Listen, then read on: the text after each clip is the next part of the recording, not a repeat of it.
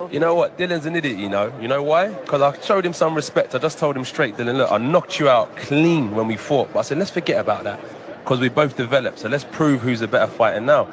If Deontay Wilder ain't serious and he's going to fight Tyson Fury and he don't want to become undisputed, Dylan, you'll get a shot. He starts piping up. So I said, all right, cool. I'm quite respectful. But if Dylan steps in the ring with me, trust me, you best believe me, none of these heavyweights are on my level. And I keep my lid on because I don't want to explode on none of them. But when the crowd start cheering and saying they want to see Dylan, and if it does happen, I don't want to hear no talk when I whoop him and I knock him out and say, oh, he's had an easy touch. You should have fought Wilder. Any one of them are welcome to step in that ring with me. Podcast is intended for mature audiences. The views and opinions expressed are those of the panelists and do not reflect in any way those of the podcast partners, sponsors, or affiliates. Enjoy. When I say I promise you, I'm gonna knock out the Gypsy King as well. Buatsi Productions. How am I gonna let this little skinny spaghetti hit my face? Numbers don't lie, and I'm the number guy. And I'm gonna die with a bitch. When I step on the scene, I said I wanted this road. I said I wanted that road. Boxingvoice.com. You know, so I'm still on a mission. I'ma chase his ass all the way up there. I told him it's an easy fight to make. Some of them like it, some of them don't. Boxingvoice.com. Yes, welcome back, ladies and gentlemen, to another edition of the Boxing Voice Radio. I'm your host, Nesta Gibbs. Find me on Instagram and Twitter at NestGTO. It is Sunday, Crow Day. You cannot escape it. Michael Gross keeping score, checking the list. Naughty or nice, you ain't pick it right. Motherfucker. There's going to be some crow tonight. And listen, I am a victim of, getting a good size helping of crow, as no one was expecting Tony Harrison to pull the upset. Or is it a robbery? The internet split down the middle. Upset, robbery, controversy. Jermell Charlo taking on Korobov. That fight looking just a little bit more difficult than some expected it would be. Charlo coming out and saying that he likes that he looked vulnerable. He wants the opposition to think he's right for the taking. He still wants the Charlo and the Canelo fights. Excuse me, the Jacobs and the Canelo fights. And that's just one topic. I mean, we got a little bit of everything to discuss outside of the Harrison upset and the big PBC card on Fox. We have to talk about candidate for fight of the year, or at least knockout of the year. Come from behind. I mean, this fight between Dillian Whyte and Dereck Chisora had everything from all-out action to explosive knockout finish. Then we have to talk the war. There was Josh Warrington, another upset, as the favorite in Frampton loses the decision. So much to talk about. Keith one time Thurman out here talking greasy. Like, no respect for Crawford. No respect for Crawford at all. You would think he and Crawford had something against each other, or knew one another. I don't know, man. Dated one another's girls. I mean, no respect for Crawford. And basically pushes the Crawford Spence fight till 2020. But we'll bring you all those details. Outside of that, just a ton of boxing. So if you're here for that, hit that thumbs up button as you jump into the live stream. It helps with the visibility of the show. It lets me, Mike, and any other co-hosts know that you are enjoying this content. Now, don't forget, Monday through Friday, 9 a.m. sharp Eastern, 8 p.m. Central, 6 a.m. Pacific Standard Time, TBV, me and Mike, every morning, TBV in the morning. Get your cup of Joe, get your spliffy, get the blicky, we here. Now, we ready to talk a little bit of David Price, Charlie Edwards. I mean, the weekend of upsets for sure. But, I mean, I think I've talked enough. Let's get on out to my co-host and get this thing started, as this will be a quick one. Doing the holiday shopping, I lost my wallet. So I got to go get it. I speak it Believe it, receive it. Speak it, believe it, receive it. Speak it, believe it, receive it. I can't say it enough. I speak it, believe it. Windows count, 2 attempts, handed bands over. Sicko hit, shot and miss, 2 to stand over. Turn up. Breadwinner, huh? Look who in the building. Let me check my Instagram. I might be at 1 million. And I'm in. BoxingVoice.com. Yo, what's going on? What's going on, man? Welcome back to the dynamic duo. I mean, Batman and Robin. Krusty and Sideshow Bob. I'm Krusty, of course. But anyway, we had a great weekend of fights. I mean, wow. Dillian Whyte with a knockout that came out of nowhere. And then the way he celebrated, like as soon as he knocked him out, that was a picture perfect moment right there. And I think that everybody should start taking notice of Dillian Whyte. The guy looks pretty good in his last 2 fights.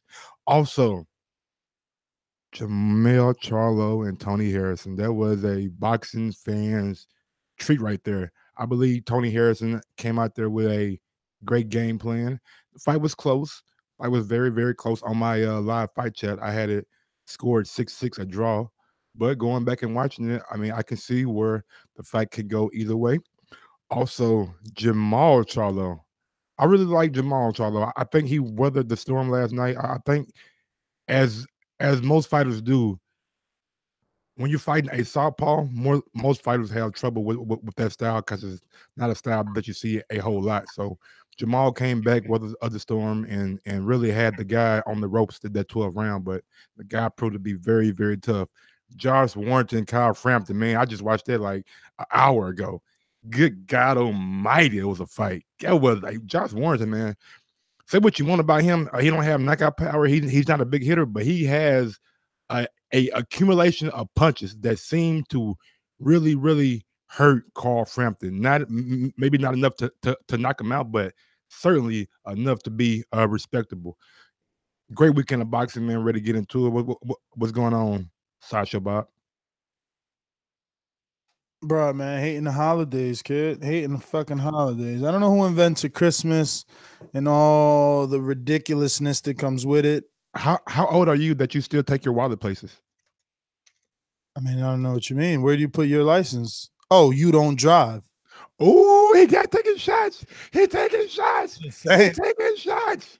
Just say most people gotta. I'm gonna just do this next time you say something dumb. Most people got a phone case where your phone case acts as a wallet now, and you can store money on your phone where Apple Pay, so you won't pretty much lose your wallet anymore. Yeah, well, not everyone takes Apple Pay. If you didn't know, really, that's shocking. Really, where you live at again, doggy? Most places. I live in the sticks. Not everywhere. Indianapolis, not New Jersey, where sports gambling is legal. I live like behind technology, and we got Apple Pay, and y'all don't. But hey, there's neither here nor there. We got boxing, baby. We got boxing.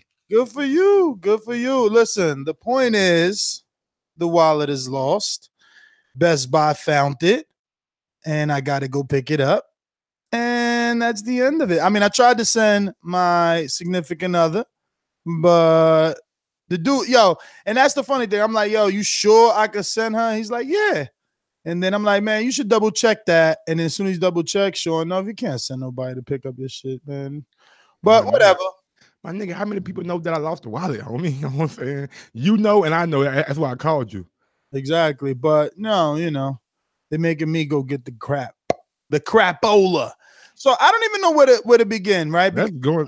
What you mean where to begin? Well, I'm getting into that. I don't know where to begin because you see, unlike you, who had obviously plenty of time to go back and do more research, I'm doing last minute shopping. You already took care of your daughter. I had to do my daughter, and we had to make alterations to that ridiculous Christmas list that she put out.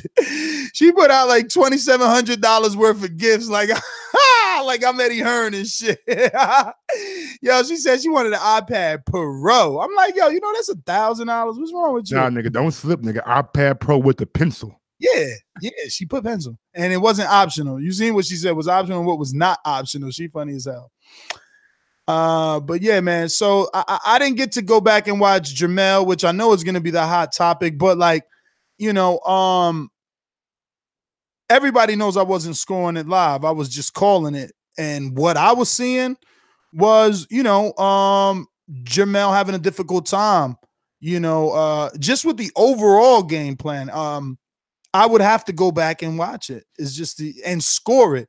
But, luckily we do a film study Tuesday every single Tuesday. So we'll definitely see if that is voted amongst our patrons to do over the Wilder Fury, because this is hotter in their minds. Maybe they want us to watch that one this Tuesday instead of Wilder Fury this Tuesday. I still really want to do Wilder Fury because I need to see how Mario's coming up with 10-2 Fury. But bro, one thing you said last week that I really took to heart, I'm not going back and watch no damn fight because I'm going back to look for something. When I watched that fight live, bro, I literally had it 6-6, 6-6, 6-6. Like, I don't know, Mike. I wouldn't hold you to literally 6-6. I mean, but what I'm saying is there were swing rounds within that fight that the fight could be a 7-5 either way. That's a point that I was getting to. But like I said, I think Harrison came out with a brilliant game plan, bro. The movement, the subtleness, like the change of direction, the picking your shots. I mean, he had Jermall following him the whole fight. Jermell. He did a lot of pivoting as well. He landed a lot of counters. I mean, I watched the post-fight press conference. That's what I did watch. I went and watched what these guys had to say. And Jermell clearly thinks he won. And if you think otherwise, they're going to make fun of you, is what it sounded like from watching the whole entire press conference. Absolutely. So I don't know what to say, and I won't say much. I'll let the callers say what they saw. Let the people be the voice, because this is what this has always been. We said all we had to say on the live fight chat. We called it with the raw emotions as it was happening. I remember yesterday saying that, I wanted Jermell to calm down a little bit because, much like Wilder, I felt that he had a lot of pressure on his shoulders to perform.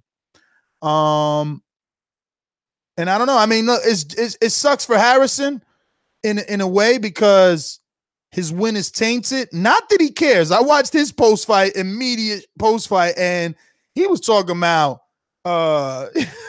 my kind of guy for sure. Like, if I won a heavyweight, if I won a WBC junior middleweight championship, I was single, I'd probably say some of the same shit he was saying. Did you watch it? He talking about going to the club. He like, man, I don't know what I'm gonna be doing. Probably I ain't see it, bro. I'm gonna be fucking in a little bit. Yo, he was. I seen Jermell. I ain't see his.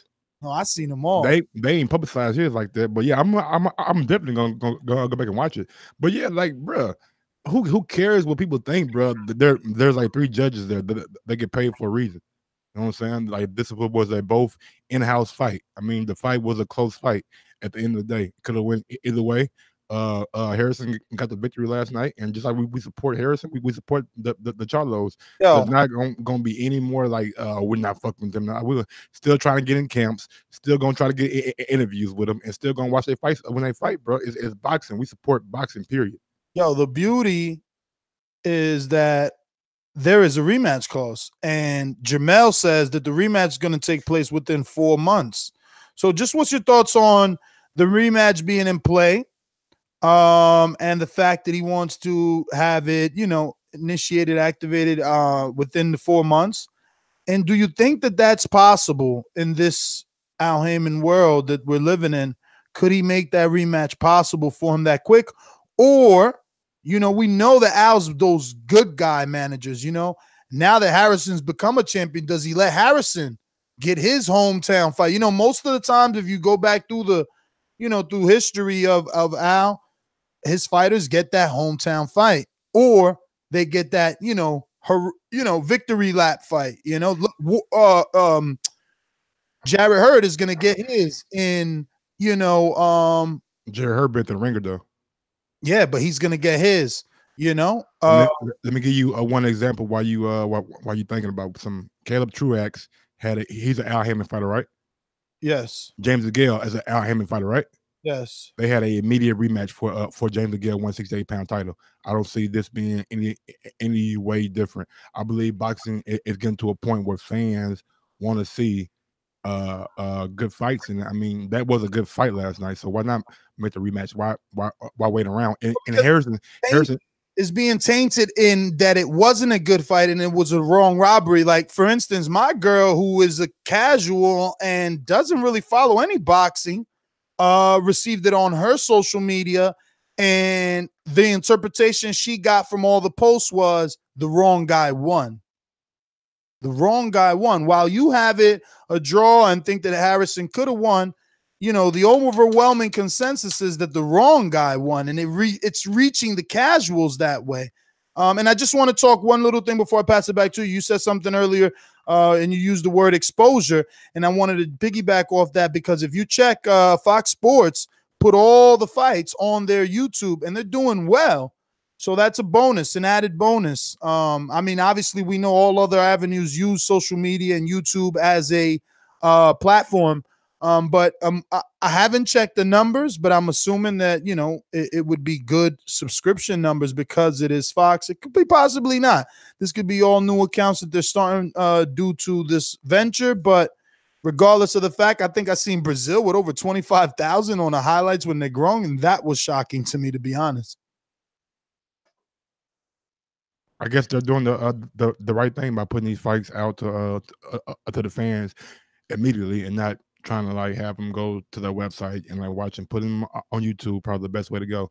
Also, I just believe that the rematch should happen immediately. I think Harrison said he had no problem with it because Jermell gave him a opportunity, and he's willing to do the exact same thing.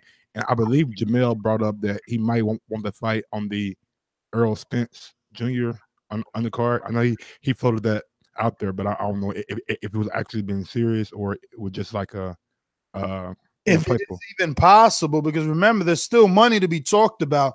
Unless Jermell's going to take short money just to get his rematch, you know, there's the finances of putting him on that fight, which is already a high budget. But let's talk about his brother Jermall, which I don't know. What have you been receiving via social media? I mean, when we watched this fight, I didn't think that he lost or robbed Korobov outside of the one caller that we had saying they scored it for Korobov 10-2. I didn't think Korobov won the fight. Honestly, after 6 rounds, I believe I had Jermall down 4-2. After the 6th round, I didn't give Korobov another round. I thought Jermall figured him out and started putting his punches together. And in the 12th round, he had him damn near out of there. But Korobov proved to be a tough guy, man. I mean, Jermall was hitting him with flush shots in the 12th round. To like literally catching him with a left, with a right, and Korobov was there. But yeah, I've seen a small segment of people that thought Korobov won, but it wasn't enough to like get any kind of social media push or social media buzz. I think the overwhelming a majority had Jermall winning, and Jermall looked like he figured Korobov out last night and really just started putting shit together. I mean, I think maybe him seeing his brother go through that controversy last night maybe had a adverse effect on him. But again, I think he figured Korobov out after the 6th round, and it was all Jermall. There's a lot of politics going on, but man, it's time to politic a little bit. I want Jacobs. Yeah, I want Jacobs next. I'm gonna try my hardest to make this fight happen. I don't give a shit what they talking about. Look, I want them to think I want them to think that I was vulnerable, or you know, it was a little flaw in my game. But I fought a real tough guy yesterday. We ain't running from nobody. We ain't dodging nobody. Like, yeah, that's what my next goal is, to get that Jacobs fight. Because I already know Canelo and Golovkin they got like 3 on the road or whatever. You know, it might be Canelo might be fighting whoever in May, but I'll be back in the ring before them. So, appreciate. Yeah, man. I think last night probably was the best thing to happen to Jermall. I think people maybe think that he's vulnerable, and maybe he'll start getting those big fights that he won't. And be careful what you ask for. Everybody's not a southpaw. Yo, did you watch the post-fight press conference? I watched him and Jermall. Yes. Perfect. I wish we had the sound bites of that. I was just so busy. But if anybody has the opportunity to watch, if you want to, obviously we'll paraphrase here, we give you as much information as possible. But if you want to experience it firsthand, you should watch the post-fight press conference. A reporter asks Jermall, does he want or will he seek out that Jacobs fight? And he says, yeah. And then the reporter, does what he should do. And he says, yeah, but he's on the other side. All the answers that came next from Jermall were wonderful. They were comical. Amazing. They were made for TV, but they're exactly what you want your champion to say to show that, look, this fight could be made.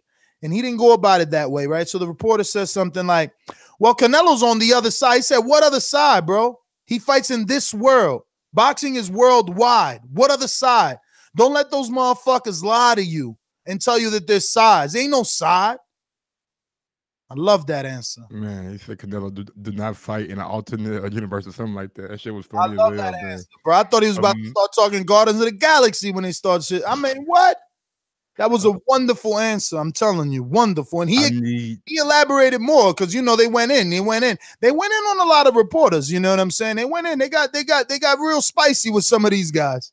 Crawford, Spence, Thurman, Anthony Joshua. Take a lesson from this guy. It don't matter what side of the street you're on, bro. It don't matter. Don't put Keith in that. Don't put. He brought up. He keep bringing politics inside of the streets all the time, bro. Go with that shit. Go with that shit, man. Keith put hands on anybody. Keith already said he ain't trying to fight nobody till next year. Yeah, anyway. He's injured. He's got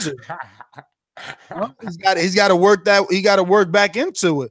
Just like Daniel Jacobs, Daniel Jacobs took a long time. Look where he's at now. Yeah, shout out to Jermell Charlo. We ain't talking about Keith, but yeah, man, letting people know that hey, I'm not playing this politic game. There is no side of the street. This is boxing. If the fans want it, let's stop playing and hide behind the politics, man. Let's get the fans what they want. If I need to come over there on the zone, goddamn it, I will. If Canelo needs to come over here, then he will. The fight, I'm still the number one a contender. I'm still the mandatory for Canelo's belt. So the fight is going to have to go to a purse bid sooner or later. Listen, I watched an interview where Oscar says Charlo was the last option, and he doesn't say that literally like, hey, I'm Oscar, Charlo's the last option. No, he mentions other options and has Charlo as the last option. And he says that Charlo's building his brand. And I think he was waiting to see what would happen after this. And obviously we all were expecting a knockout, but this was a last-minute opponent change. Southpaw, Eastern European, good fighter. Only one loss that I know of to Andy Lee. Which I won't lie, elephant in the room, I thought he was going to get the knockout because we seen Lee get the knockout, and Lee's the guy that started at 54 like Charlo. Yeah, but I mean, sometimes, man, a guy get caught, you know what I'm saying? Maybe in the Lee fight, he just got caught. And maybe like I said, Charlo was maybe his brother like had an adverse effect on him. We don't know how that's going to play out. Absolutely.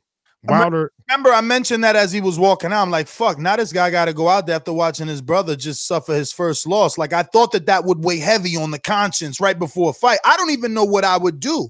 You know what I mean? I want to be there as a twin, too. Like, because you heard him in the post-fight press conference. He says, my brother losses, I feel that too. You know what I'm saying? We both gonna go back and rebuild. We both gonna train harder. This only made us hungrier. This only added jet fuel to the jet, is what they said. So, and those were their words. So, that twin thing, it probably really played its part in him walking out. He was probably feeling all that same emotion of that loss. And there was pain. Yes, I'm saying. Yo, I mean, Jermell cried. He wiped plenty of tears away. Like motherfuckers don't understand. Like, that's when I, obviously that's that moment that grabs the attention of the audience. I've been there, homie. I've been there. Nigga bust out straight tears like after we lost a state championship game and in college. So I totally like understand what Jermell was going through. People don't realize.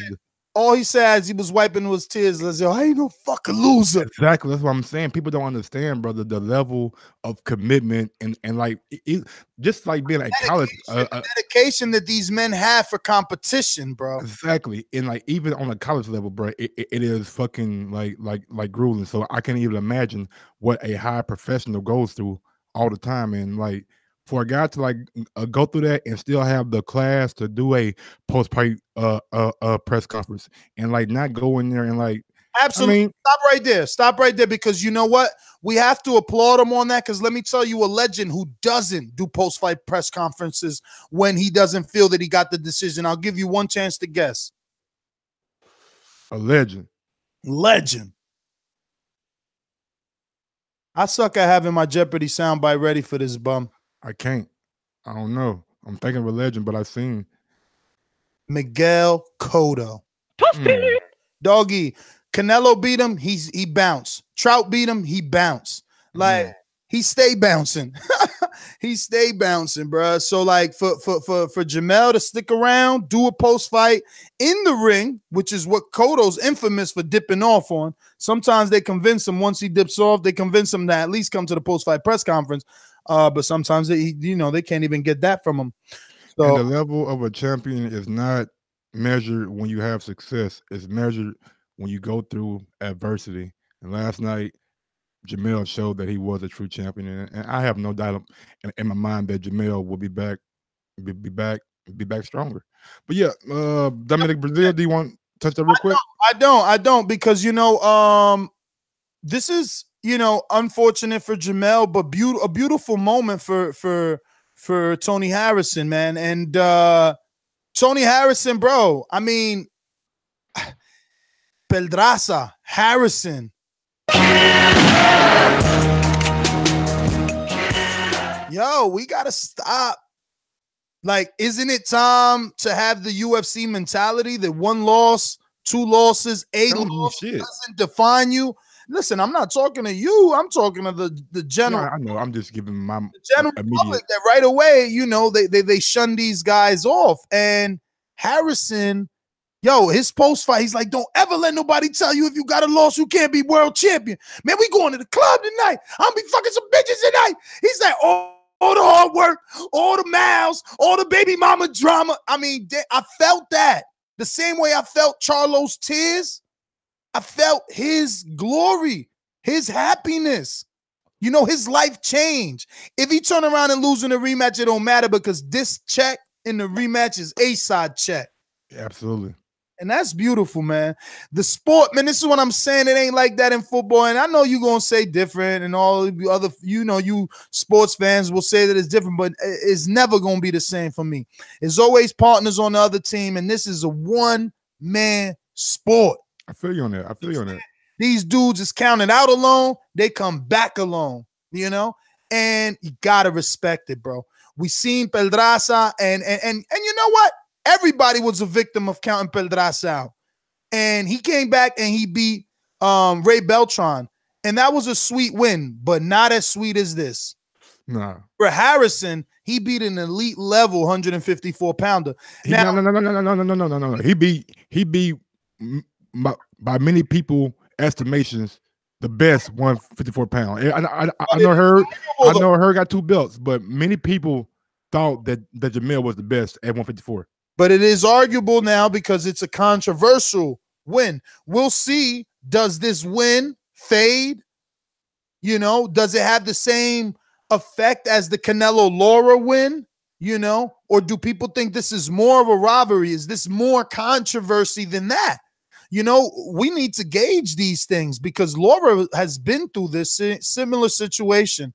But what else we got, man? Tony Harrison with the Jermell Charlo. Go ahead. One last thing about Tony Harrison, like before he even heard about upset or robbery inside the ring, he said, yes, I will give him a rematch, no problem. But before he heard either the social media outcry, the the fans, all that shit. He when he was in the ring, he let it be known right then and there. Yes, he can get his rematch. So it wasn't like he heard the social media outcry, then came in like, oh yeah, I'll give him a rematch. No, he said it inside the ring. And hats off to you, sir. Listen, if he's smart, he'll try and invoke that voluntary defense. Bring one home to Detroit, convince real quick to give you that opportunity. Couple that around the Crunk gym, couple it around Emmanuel Stewart, because he's a product of the Crunk. He comes from there, so try and get some of that, maybe Lennox Lewis will come because he's part of the PBC, and he has that history with Stewart. I don't know, something. Real quick, on that same card, Efe Ajagba got a first round stoppage, and Terrell Gausha, who fought Lara for his title, got a first round stoppage, and Dominic Breazeale stops Carlos Negron and calls out Wilder while he was in the crowd. I mean, I don't know why you went about it like that. I was gonna get them all. Like you want to speed? You ain't beat Maul? We already did Maul. No, I said I was gonna get through them all. Oh, I didn't, bro. Like you said, they closed at 9 or some shit, right? Yeah, I know. I said I'm gonna end this, and don't worry about it. I got the car, baby. I got. Right, I'm just saying, like, I don't drive, so I wouldn't know. I wouldn't know how the time limit is. I'm saying I'm not a driver. Well, Santana say up here, yo, just get in the car. Don't touch nothing. Get in the car. All right, let me drive. I got this. But Negron and Dominic. I mean, Dominic's still calling out Wilder. I could get critical. I could get UK critical, as critical as the UK will get about an American fighter and say, yo, with that performance, he's bugging. Mm-hmm. Because I seen Negron have a lot of success. I seen Negron have a lot of success. I seen his stomach look fluffy. I know that because I was in camp, he didn't have all that much time. He came from Puerto Rico, only about a month ago or so. And given maybe the opportunity to have more time, he could be a better heavyweight. Hopefully they bring him back. I think he showed a very good sense of boxing, We'll have to see, because Dominic is proven to have power. So I'm not going to say Negron ain't got no chin, and this is the heavyweight division. But Dominic has proven that he could come back from behind and knock your ass on your feet or out. But for Dominic, I mean, to talk all the shit that he does about Wilder, he looked extremely sloppy and ineffective, versus Negron. Negron is no fury. Wilder looking ineffective is versus a high-level fighter. I don't know what I saw last night. Everybody was supposed to get a showcase knockout. He at least got that. And, I mean, we mentioned on the live show, he looked physically better. Yes, I'm going to say that. And he was active. He threw a lot of punches. So I'm not going to kill his performance. It was what it was. He moves on. I will. You got a guy on 1 month notice, and he goes out there and have success with his jab. When we all know that Wilder has a jab that many heavyweights in a division don't have. We seen Wilder bust Fury's nose with a jab. And for Dominic Breazeale to go out there and not get this guy out of there and dominating spectacular fashion and letting people know that you are a top heavyweight in a division. Last night, a performance goes, like, in my opinion, just goes to show that you may be a mid-level kind of guy. Who knows? Maybe, and don't get it twisted. You do have the power to upset any heavyweight in a division, but a guy like Carlos Negron, short notice, come out and have that kind of success. It's kind of tough, man. It's kind of tough. But don't you think that you're being overly critical? I mean, if you think of the days where Luis Ortiz signed to Eddie Hearn and, was going 12 with Malik Scott and taking forever to get rid of David Allen, this happens when fighters fight underneath their level of opposition, their true level of opposition.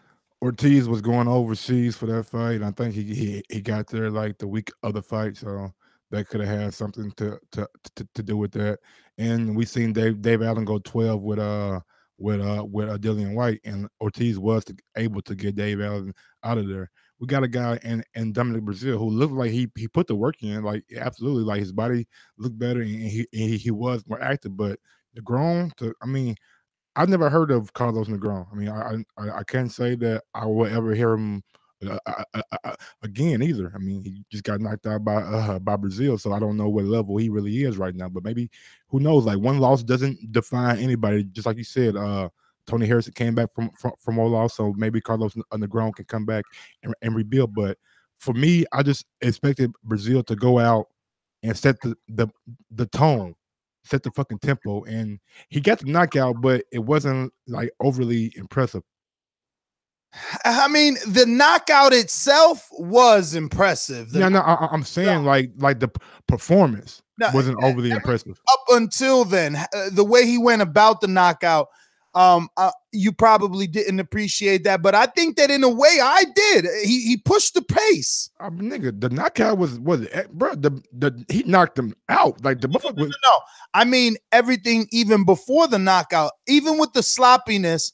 I think that his aggression, he made the fight. He was the one coming forward. He was coming forward and getting touched though. His face looked like he'd been in the fight, and I just thought that was a showcase fight for him. You know what I'm saying? Like, I'm expecting him to come out and do what Efe did, get him out of there. You know what I'm saying? Come on, heavyweight. See, I mean, it's quite obvious the ones that you like and the ones that you dislike. It's not that, bro. Because Efe's knockout, I mean, I watched it. It looks fake, bro. 2-bar or toe bar. The dude looks like he barely got hit on the top of the head and just stood down. Like, come on, equilibrium, bro. Fuck your whole, bro. Man, niggas. Hey, I don't blame people for look at. All right, at least he ain't get out the ring. At least he took one before he left the ring. But I'm make this an example right here. Dillian Whyte, Breazeale. Even though Dillian Whyte was in there with a better opponent, they kind of had the same kind of performance. What do you mean? Explain. We like when we were watching the Chisora and Whyte fight, we were all like, "Hey, man, Dillian Whyte doesn't look like he's totally there. He wasn't like he was into it, and maybe that was from the amount of pressure that Chisora was putting on him, or maybe he wasn't like up for the fight. Who knows? But even with that said, Chisora was a way better opponent than Carlos Negron. But the performance was kind of the same. You had an underdog in there that you expected Dillian Whyte to kind of get rid of, because if for people who saw Chisora against Cowbell, you're like, man, this guy's done. You know what I'm saying? This guy's not. And against Takam had him on the ropes almost. You know what I'm saying? But he caught Takam and knocked him out. Breazeale caught Negron and knocked him out, period. Just like Dillian Whyte did with Chisora. They both didn't have a performance that I thought they would have, in my opinion. I could be wrong. I mean, look, Dillian didn't perform how we thought, but the outcome for both fighters was the same. You know, Dillian had a spectacular finish, and Dillian had a better finish. I wouldn't see. I hate I made that comparison, because I put Chisora is a much better opponent, but just Dillian Whyte wasn't the same Dillian Whyte that I'm used to seeing. But the knockout that Dillian Whyte had, that guy was like laid on the ground, like not moving for a second there. No, but listen, what if that was all part of the plan? During the live fight chat, I kept saying that could have just been part of the plan, you know, for Dillian not to be pushing, you know, the pace as much and kind of just being on the back foot, trying to conserve some energy. That was 11 round, homie. And how much energy you got left to conserve?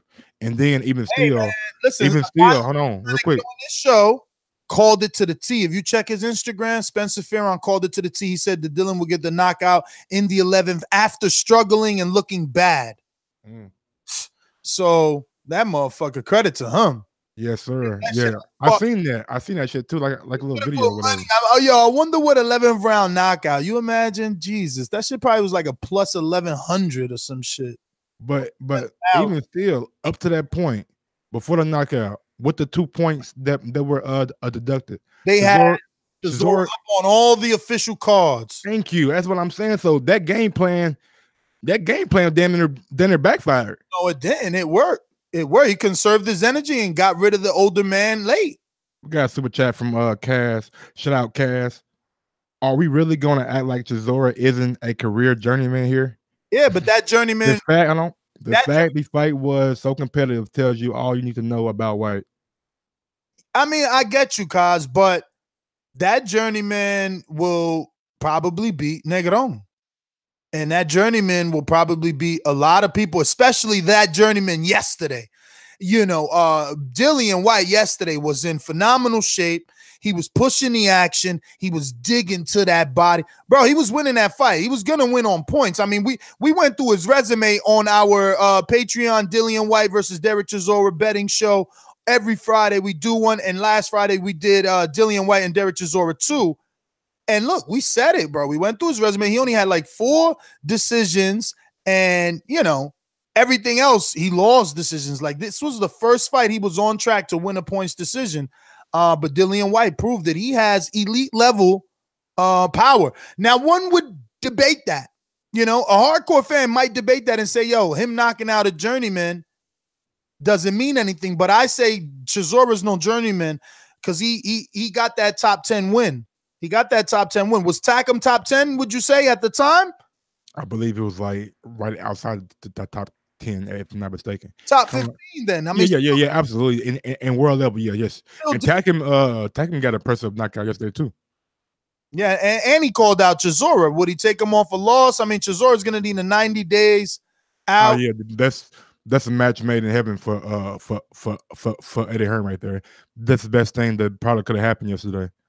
That kind of Chisora comes and looks that good and just gets caught and Takam wins. Oh, you can make that too. Put that on the undercard of Dillian Whyte or AJ at Wembley, whoever he fights. We only got 7 days, so we're gonna have to get down to really, really work because we need to come up with our own fight of the year, knockout of the year, all that. But this is definitely a candidate.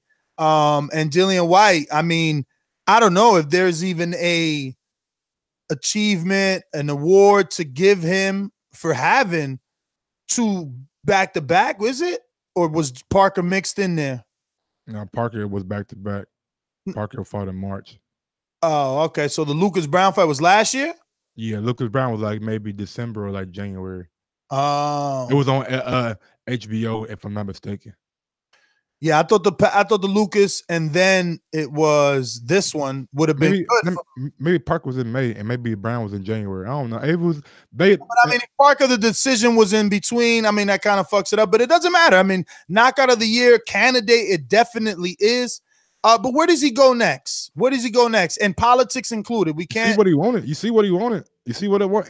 And look here, I know people are going to kill me right now, but honestly, what did he want? Go ahead and kill me.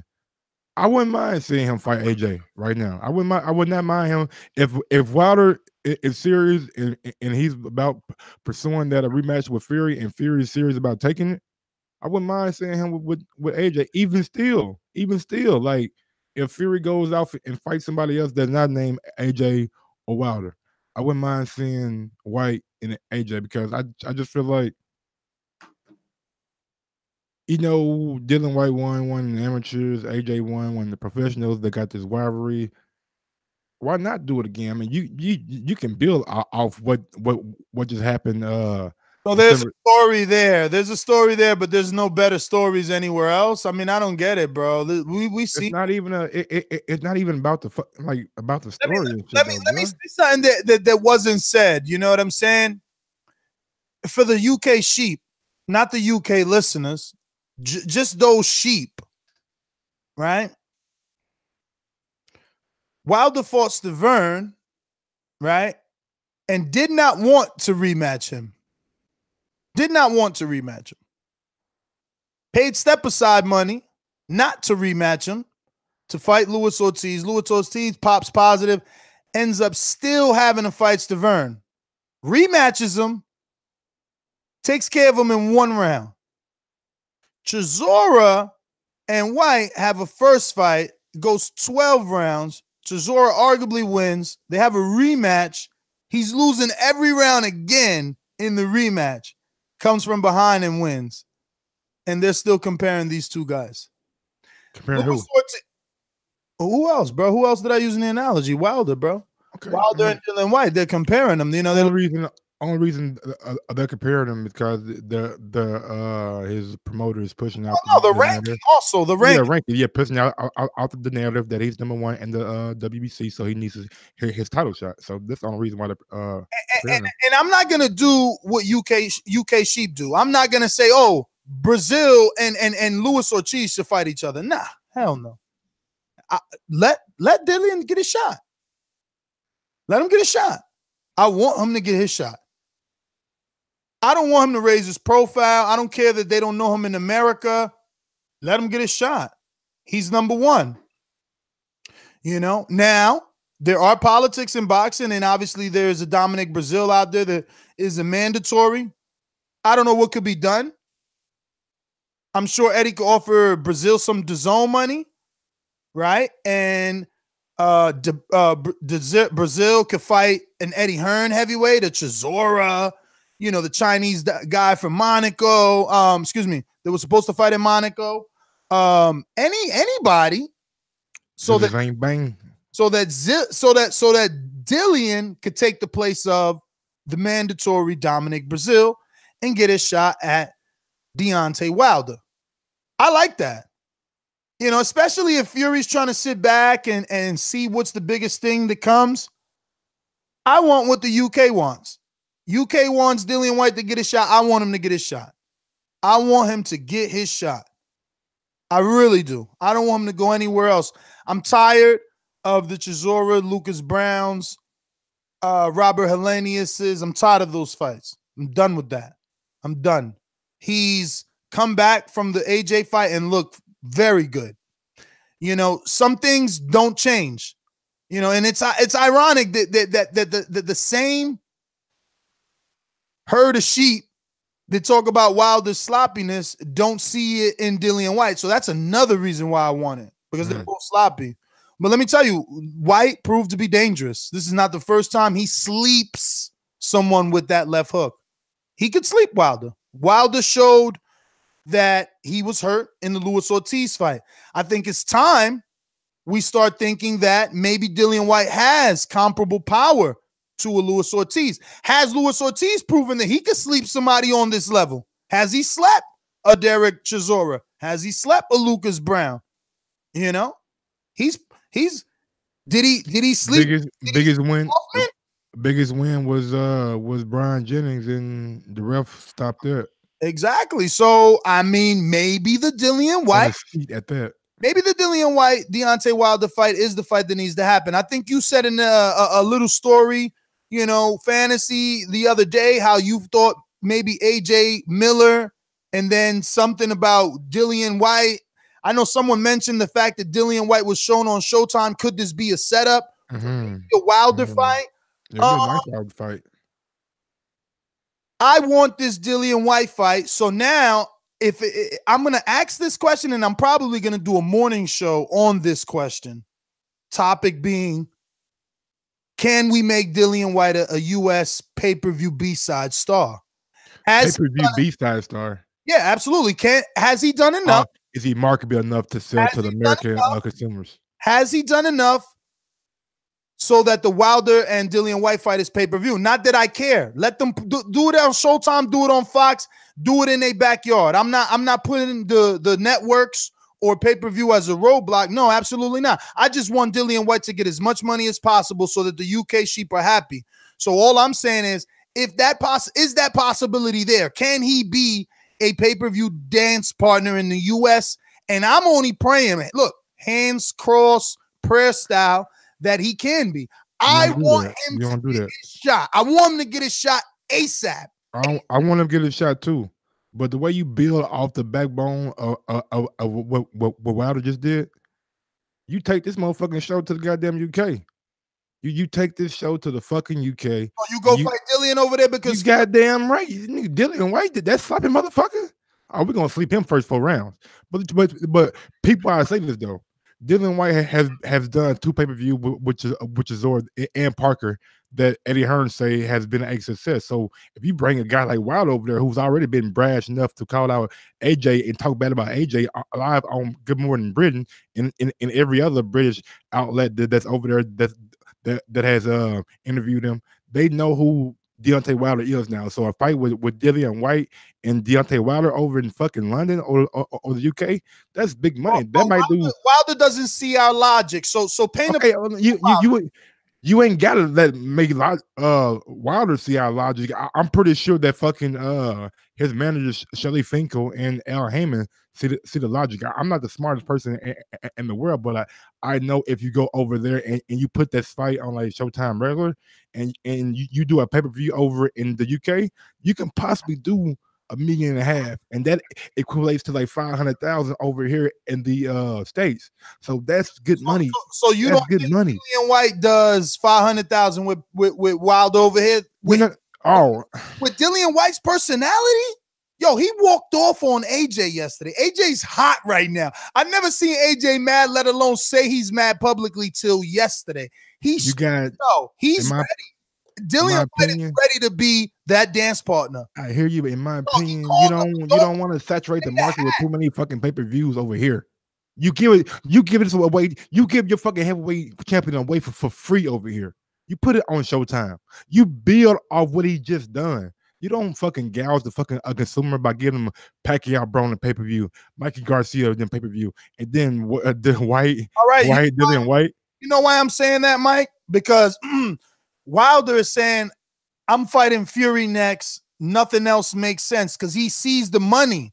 So why you think Wilder, who just did a pay-per-view over here, is going to say, yeah, I'm going to go to the UK and do a pay-per-view that's less money? Now, yes, I'm hearing what you're saying. I'm eating it up. Everything you're spilling, I'm mopping up right behind you, that he can make 1.5 million and equate the same American takeout. But again, how do we get that across to them? Who's got to make the first move to get this ball rolling? I mean, the first move is going to have to come from Tyson Fury. Fury? Why Fury? Fury's gonna have to say, I'm backing what Ben Davidson said, and we're not necessarily looking at the Wilder rematch right now. Now, barring that happening, this fight don't happen between Whyte and the Wilder. If Fury say, we running that back, I mean, this right here is like null and void. But if that happens, and Eddie swings away to fucking get Miller and fucking AJ in Madison Square Garden, if you're Wilder, you're looking out. What's the most logical thing for me to do? Dillian Whyte.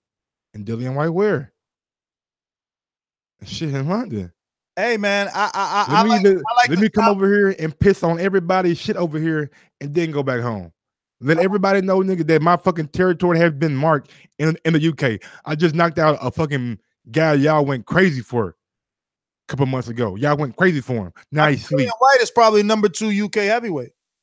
Oh, easy. Easy.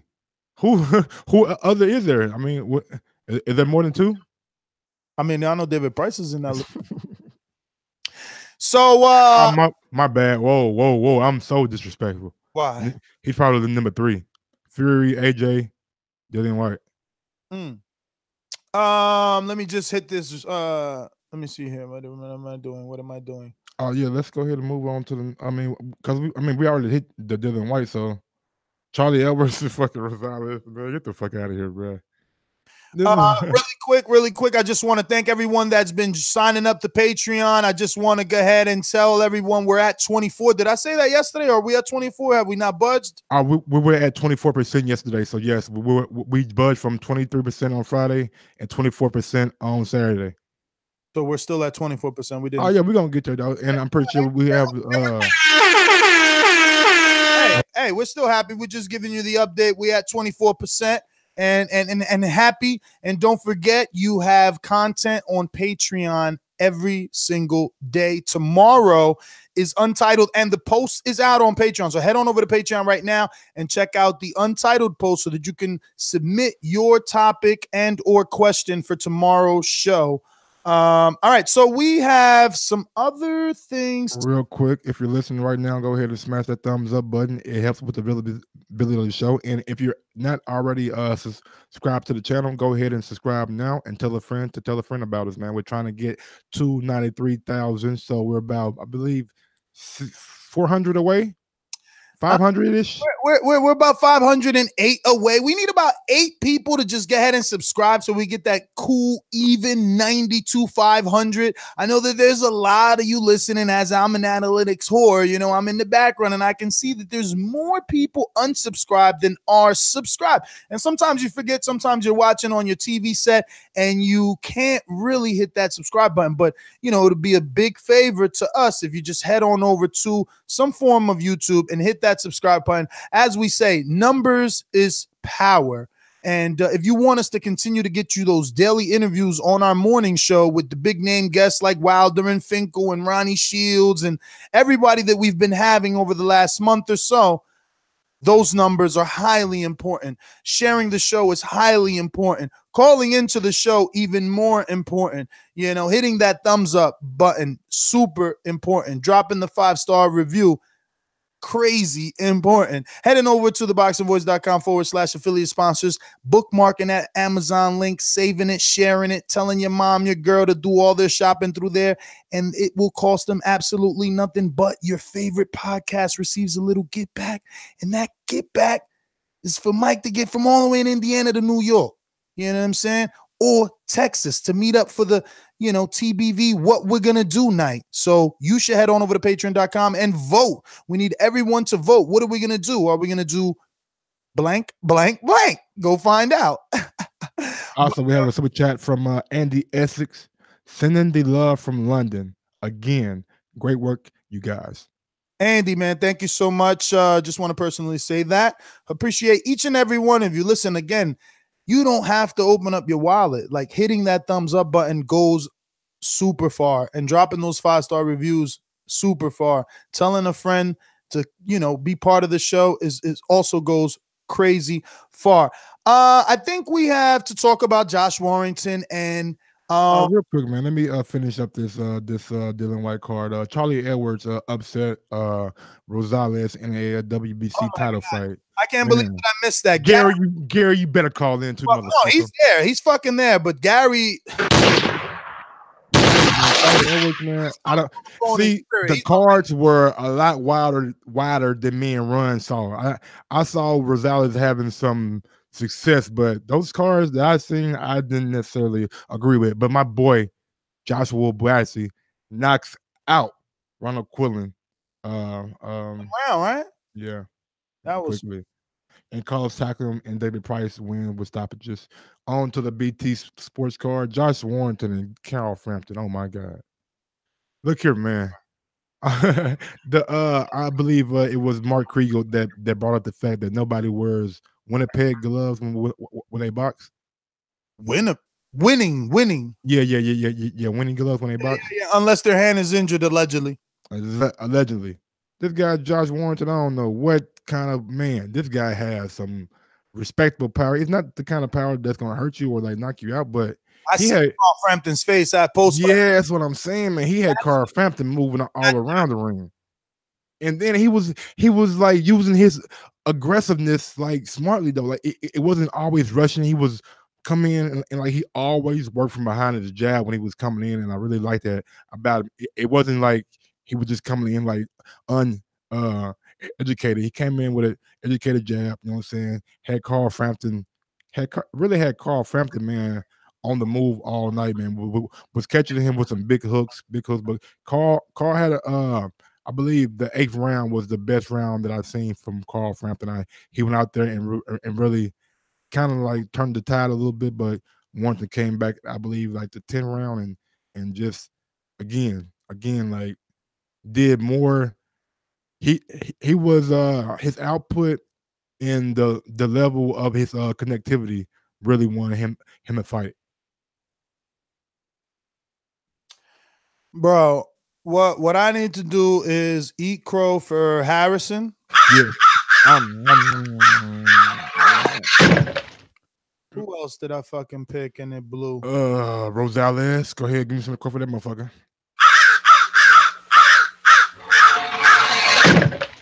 And Little Framp. I picked Dillian Whyte by decision. So I'm good. I picked Chisora too, man. God damn. I bet on Chisora, so that don't count for crow. I picked Dillian Whyte by decision. Rosales I picked, and you know he did what he did.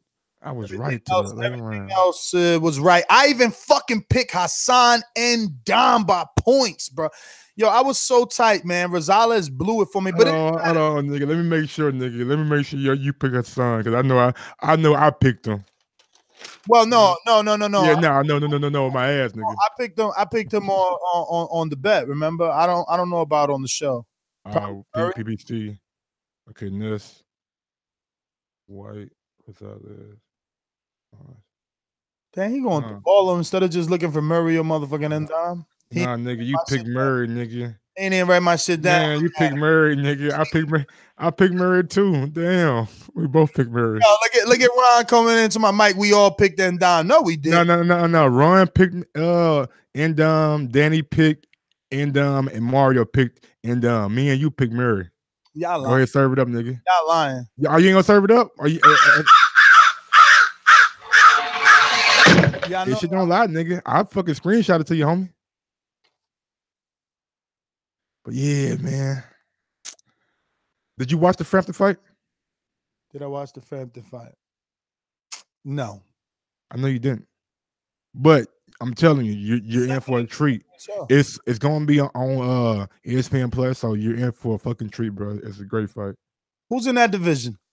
That's the Gary Russell Leo Santa Cruz division. What's next for Warrington? Is it Warrington or Warrington? Warrington. I say Warrington. Fucking what's his name? Frank, the fucking promoter. Warren? Frank Warren. Yeah, Frank Warren. Yeah, Warrington. Yeah, Frank Warren said that he's gonna look to unify for Josh Warrington next year, and he already has a working relationship with PBC, so it may not be that hard to make. Yeah. I can see a Leo Santa Cruz fight happening for Leo. This is a safe fight. This guy doesn't punch hard, and they both throw a lot of punches. This guy's gonna make the fight. Leo's gonna want the fight. He could even Oscar Valdez too, because he's on top rank, and then maybe easier since the rights from BT go to ESPN. Yeah. That's a unification. I think that's gonna have to wait because Valdez is just coming off of surgery and he switched trainers. He's with Canelo's trainer now. That's probably more on the back burner if you're top rank and Bruce Trampler, who's the matchmaker over there. Yeah, I'm thinking big time. Cruz is a little more possible. They just done work with Al Heyman with the Fury fight, so I could see Al and Warren. You gotta think though, man. You gotta think, man. This shit gonna get a lot more complicated before it get easier. I know it ain't outside of the pun, like my man Jermell Charlo say, but PBC rights go to not rights, but most of the shows gonna start going to ITV, right? Yeah, exactly why maybe they'll let them do it in the UK. But look, we're just talking what's available to Warrington and who he should fight. Other than that, we can move on. Who else we got to talk about? Let's see. We got Hassan beat Martin Murray. I watched that fight. Yeah, we all watched that fight. Hassan he was his thing, but he's still mad, feather fisted. Someone's gonna put hands on him as he moves it, just like Murata and Quillen did, and everybody that could punch does. You know what I'm saying? As long as you can punch, you walk through his jab, because that's all he's doing. Rarely does he throw more than a three, which you don't have to throw more than three, but he doesn't throw the three-piece often. It's just like double jab, 1, 2, 3, double jab, let's shift, hold, clean.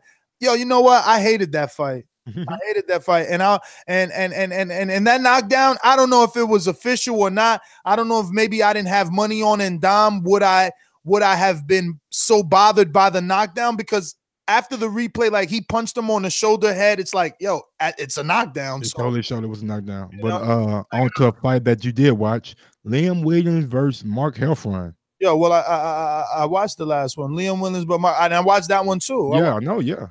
Yo, Heffron never ever heard of him. So, you know, shout out to Liam Williams for making him and Liam Smith look good. Because had he struggled with Heffron, a dude I never heard of, a dude who his mom put a cereal bowl on top of his head and just grabbed the Andes Clippers and went around it, that haircut was bad. That was bad. Okay, they did not in at all. That shit was bad. Niggas be talking about my hairline in this show. What the fuck was going on with his shit? He had the half cereal bowl going on. It was. I'm like, what the fuck? But yo, Williams hit him with the sick. What was it? A right hand? It was a. Right. I ain't watched that fight. I was too busy watching. I was watching. I believe Buatsi. I didn't even see Buatsi, but I watched Williams. He looked good. He boxed well. It's good stiff jab, and I'm telling you, his right hand was on. I didn't even know he had that type of power. Heffron was the younger, fresher, better looking dude. He had the body to make you think he was the boxer and everything. You know what I'm saying? But nah, that wasn't the case, man. But a fight that I did catch was training that took a fight. Was Billy Joe Saunders fighting at Cruiserweight. Yo, Frank caught that nigga at the barbershop like, yo, you want to make some money? He got right up. Took the That's why the haircut was like that. I promise you. Yo, and he was undefeated, bro. Like, come on, man. Come on, man. Why you did it? I'm trying to get off the Billy Joe, bro. I'm trying to make the point about Billy Joe fighting at Cruiserweight. Bro, Billy Joe.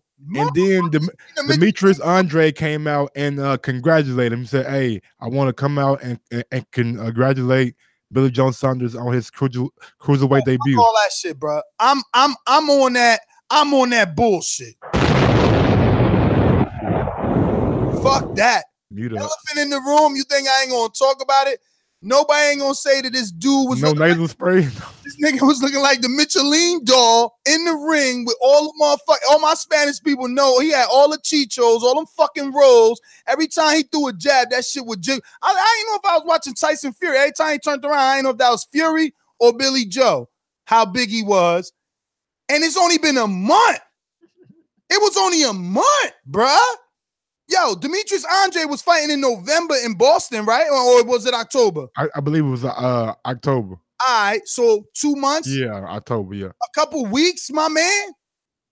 That nasal spray got me interested now.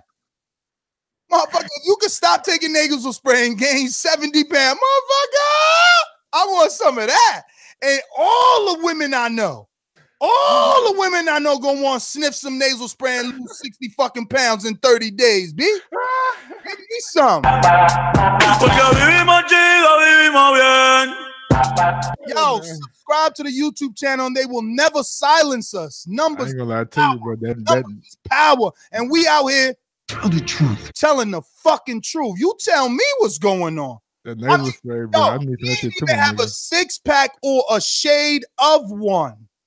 Like, bro, I promise you, I fluctuate in weight all the time. Bruh, I'm done. That's it. What other fight? If he ain't responded, got to me last time, he definitely ain't responding this time, nigga. What other fight, bro? Oh shit, bro! Gorman, I ain't catch that, man. Oh man, yes, I was so happy, bro. I was so distance though. Yeah, I bet on the distance. I was in there dancing, nigga. I was like, yeah. Listen, I'm gonna be like prematurely critical and say, oh, no, he ain't ready for nobody. He whack. If he go on a distance with Rajvan Kajana, who I've only seen knocked out by everybody he's faced, something's wrong. No, Parker didn't knock him out, but Ortiz did. I've been telling you about Parker, though. He couldn't knock out Andy Ruiz. He couldn't knock out Huey Fury, and he ain't do nothing that motherfucking Dillian Whyte except make him look tired. Yeah, whatever. I mean, that's the thing. You keep wanting to rank Parker high. Like, it's I like Parker, though. Do something. Yeah, you could like him. I like him, too. They let me in his house and everything. He want the White a rematch. Michael Conlan got a victory to also. Your boy Keith Thurman says 2019 is gonna be his get back year. B. Don't do one time like that. What you mean? Don't do one time like that, bro. Listen. I'm just saying what he said. You introduce the chant properly when you talking about one time. You don't just, you know what I'm saying? At 147, Terrence Bud Crawford's competition, zero respect. Has not been impressive. Jeff Horn, former champ. former what? Okay, Jeff Horn. Who's Jeff Horn? Nobody. I got so many different disrespectful things that I can say right now. So many. I don't even want to do it because that was back then. It doesn't even matter now. But Amir Khan can beat Jeff Horn. You know what I'm saying? I don't even know if Terrence Crawford can beat Amir Khan. Amir Khan is a better fighter than a lot of his competition lately. So I know there's a lot of people. I respect Terrence Bud Crawford. I just don't respect him at 147 yet. At 147, Terrence Bud Crawford's competition. Just saying. I don't talk about Keith because he out here. Hey, from a guy who ain't fought in I don't know how long, but he want to talk that shit. Yo, he talk. Or we busy goddamn grabbing belts from every which way. All right, man.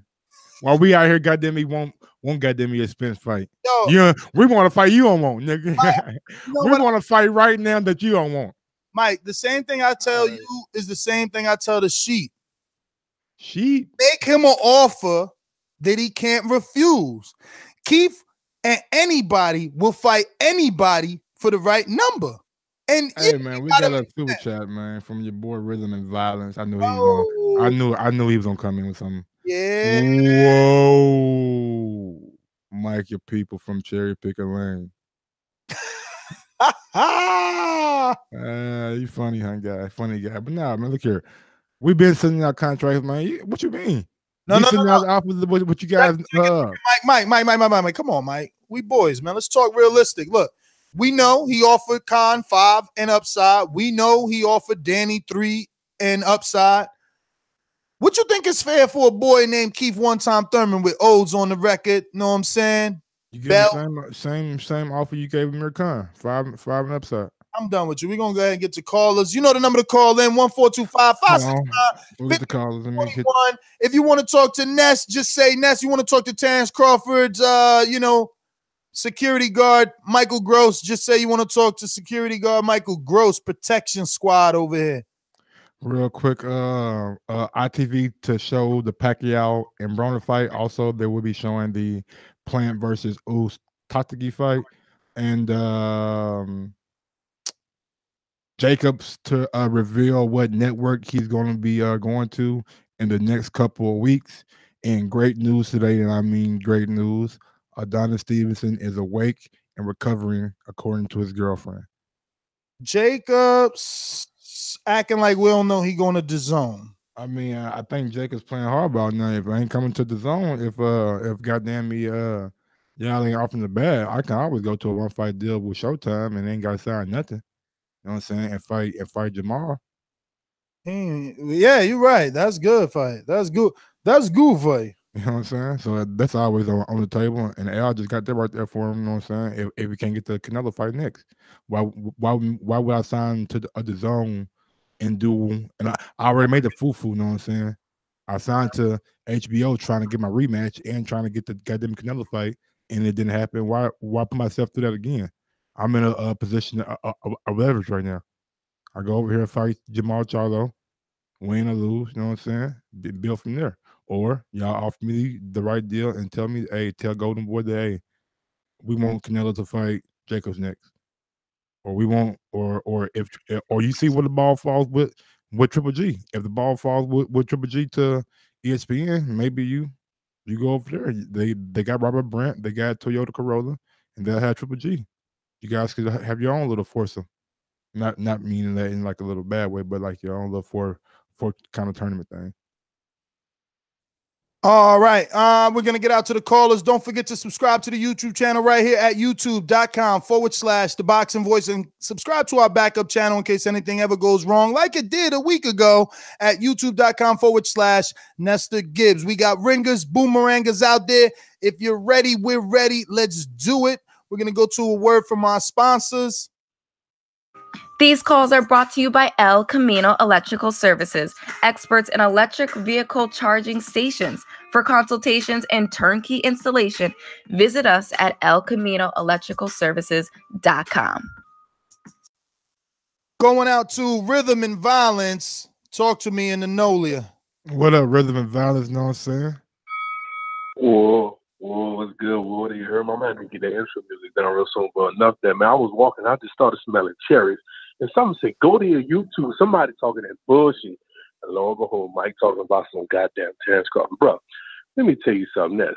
How did it feel when you watched all those clips the other day and you see Mr. One Time just showing these people how they're supposed to do it? I mean, boxers, do y'all need to take notes? This boy is showing you how to be a boxer, how to tell these reporters you don't know the fuck you talking about, how to tell people who the fuck is whack, who the fuck is thing. What he said, uno, dos, tres, it's called time. Take your time, baby.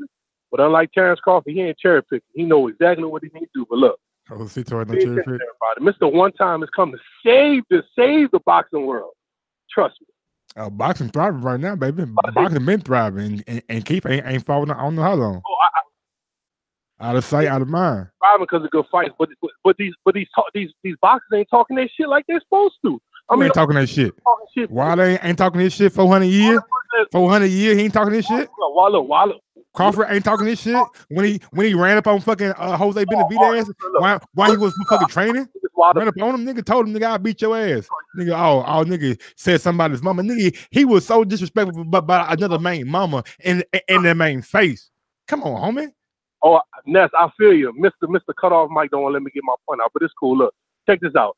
It's not about just talking shit, but it's about that butter that come out your mouth. That boy talking so much butter yesterday. It's like Adrian Brown, even though he loses a lot, he still talk that butter. Look, let me tell you something. Wiley, he talk that wild stuff, but he ain't got that butter. He might be getting it soon, but it's that butter talk, that talk where you just know that motherfucker he just know how to talk shit from the gut. That's one time, baby. Back home. Hey, Mike, enjoy it. Because Terrence Crawford ain't gonna never ever be at that type of level. But hey, nigga, make sure when Terrence Crawford fight Keith Thurman, we got a bet going. Cool. Look at me here. You know me. I spend money all day. I put $300 right now. Damn, nigga, hold on. Whoa, nigga. Hey. Whoa. I'm in school, baby. Hold on. Whoa, baby. I mean, what? Look, if I'm gonna be a future, give me 100 bun. Give me 100 bun with it. Huh? Give me 100 bun with it, nigga. Look, us what they said the other day, us grass eating, slow retarded Southern people, like we don't make money down here. Oh man, nigga, you already know, nigga. That's all the time. I want to tell you, that's a lie. The Southern rappers are the one that showed the Northern rappers how to get this hustle and this money. Don't forget, Master P is the one to put everybody on game.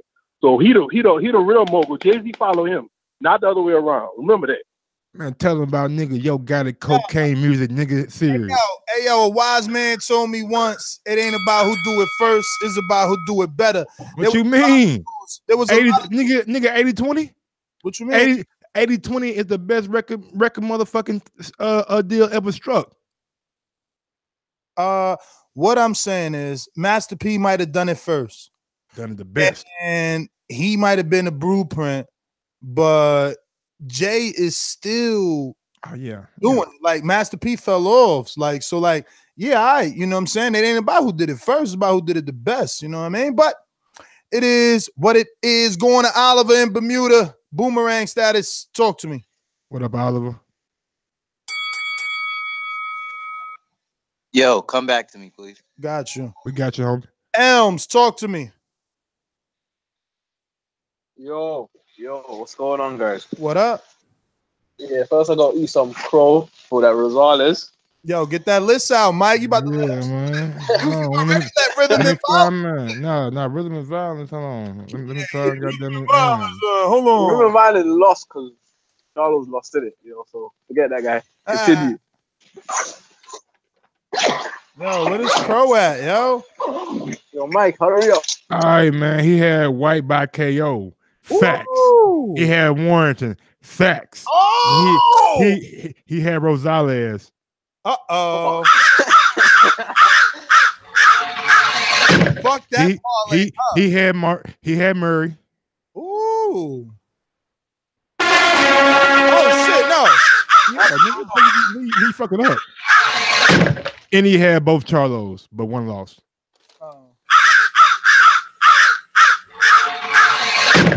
All right, go ahead, because your clock is ticking. Yeah. Listen, it was a good night of boxing. PBC fucked up with their cherry picking again. I would like to say, Breazeale, he's food. I think Joe Joyce and Dillian Whyte should go straight for his neck, take him out. I get agree. that mandatory position and just go for it. What else was I gonna say? Yo, Charlie Edwards. I was surprised. I think he's getting stronger now. He's like 26, 25 now. I think he might be all right later on. He got skills. Warrington. Yeah, Warrington's hardcore, but I don't think he fights the other champions. I think he might fight Kid Galahad. I don't think Oscar Valdez. Kid Galahad is a mandatory. And what's his name? Luke Santa Cruz is a known. So Kid Galahad don't have the real belt? Because Kid Galahad got an IBF. No, do we? Hell yeah, he won an IBF when he did that Boston fight versus Tucker Khan. Nah, he won that. That was an eliminator. Bro, they gave him a belt. I'm about to go to probably the same belt that Jose Ustaki got when he beat Darrell. Doing that now, man. IBF he beat Darrell. Shit. Cause remember when he beat Darrell and James DeGale still had the real belt. Oh, man. Hey, I was gonna say Harrison. That was nice. That was the first time I watched him properly, and he got skills. He looks slick as fuck. I think it's a good thing for the Charlos that they got a reality check last night, because they lose to Hurd, Boo. What's the other guy's name? Sorry, Billy Joe Saunders and Danny Jacobs. They all beat them, so they need to practice and get better. Hopefully, see you guys tomorrow. Tomorrow morning, 9 a.m., 2 p.m. UK time. We're going out to Marcus, DC. Talk to me. Yo, what's up? What's up, CDV, man? Yo, look, I'm gonna be short and sweet with it. Y'all know my picks. The one Charlo is wrong, obviously. Other than that, everything else is gravy. Yo, until one or two things happen, man. Until we extend these rounds to 15, until we invoke back the referee keeping the card that's anonymously dropped in the box every round at the end of the round, we're gonna have these goofy ass decisions.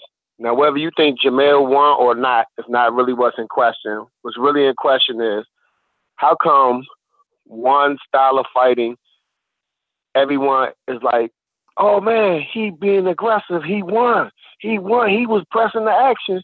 And then another fighter could be doing it and you don't feel the same way because it's not the person you want to win.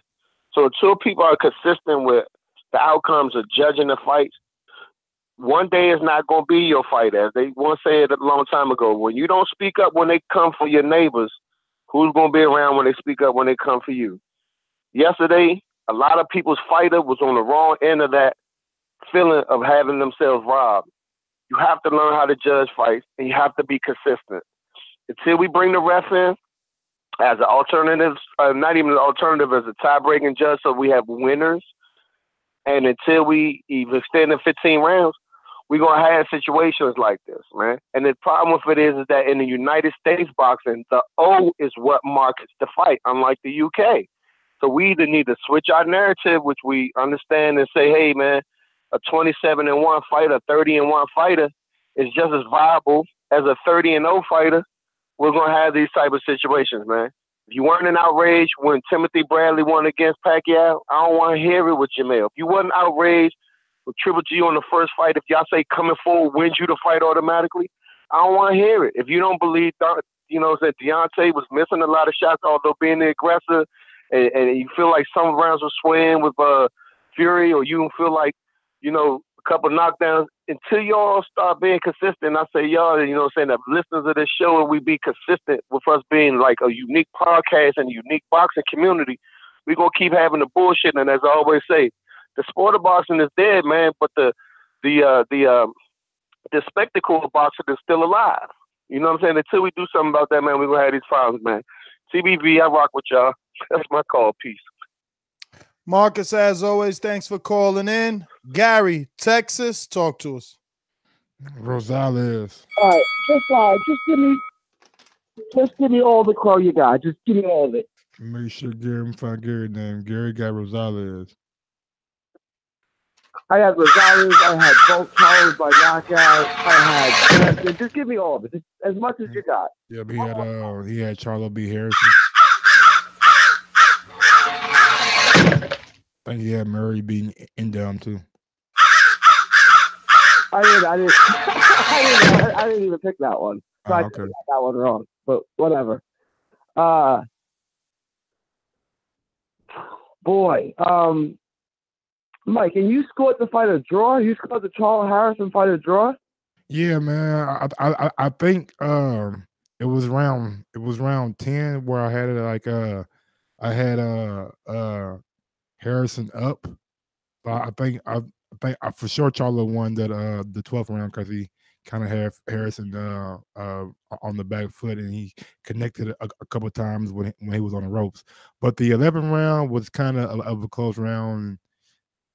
I kind of just gave it to Charlo, and I really wasn't paying a whole lot of attention to it. But I can't argue with Harrison winning, bro. Like ain't no argument for me. Ain't no robbery. Ain't no. I watched it live. Scored it live. I had 10 rounds to 2 for Jermell. I watched it again this morning. Maybe I'm biased, right? Jermell's a Texas guy. I got love for all Texas fighters. I watched it again this morning. I'm going to watch it unbiased. I had 9-3. I gave him one more round. So the closest I could have had this thing was 9-3, maybe 8-4. I just, you don't get rounds for doing better than you thought he was going to do. Just because he didn't get blown out, just because he boxed okay off the back foot, doesn't mean he won the round. Like, he didn't land anything clean. I don't see how, like, you give him.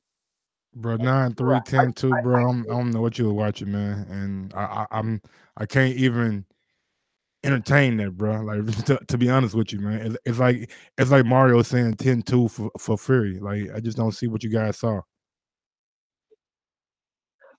Okay, I thought he landed the cleaner punches every round. I thought most of Harris's jab and his work were landing on the arms of Charlo. I didn't see him landing anything clean. I saw him going backwards. I saw him fighting defensively. Not that that's loses you the fight, but you got to land clean, right? I mean, he didn't land anything cleanly. Bro, he landed the most cleanest punches of the fight. What you mean? I didn't see that. I didn't see that at all. I watched it twice. I mean, we're just going to have to agree to disagree. And I went back to watch it twice to make sure I wasn't being biased. And who would have ever thought? Did you watch the Rosales Charlie Edwards fight? Bro, I was so disappointed in you, bro. Cut it. Of course we watched it when our most trusted listener told us bet the house, the farm, and the ranch. Everything we have. Oh, he did say the ranch. Yeah. He even wrote it in Patreon. He didn't just say it. He made sure we knew. Oliver, talk to me. Yo, can you hear me? Loud and clear. Yeah, well, I have a lot of crow to eat. Obviously with the Jermell. Yep. Chisora. Yeah, I was voting my heart. Frampton.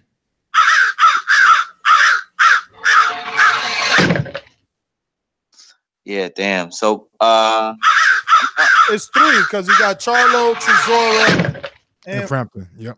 Damn, boy, you gotta get your skills up. Yeah, well, fuck you, Ness. Well, look, I don't have too much to say. I think I was pretty clear last night. Refresh my memory, man. I smoke a lot of weed. Excuse me? Refresh my memory. I smoke a lot of weed. He just made it clear what he want in terms of AJ Wilder. Yeah, I remember. Oh yeah, you was saucy last night. Yeah, I think I referred to like any. No, I was just talking about the double standards that AJ talk. He's talking tough, you know.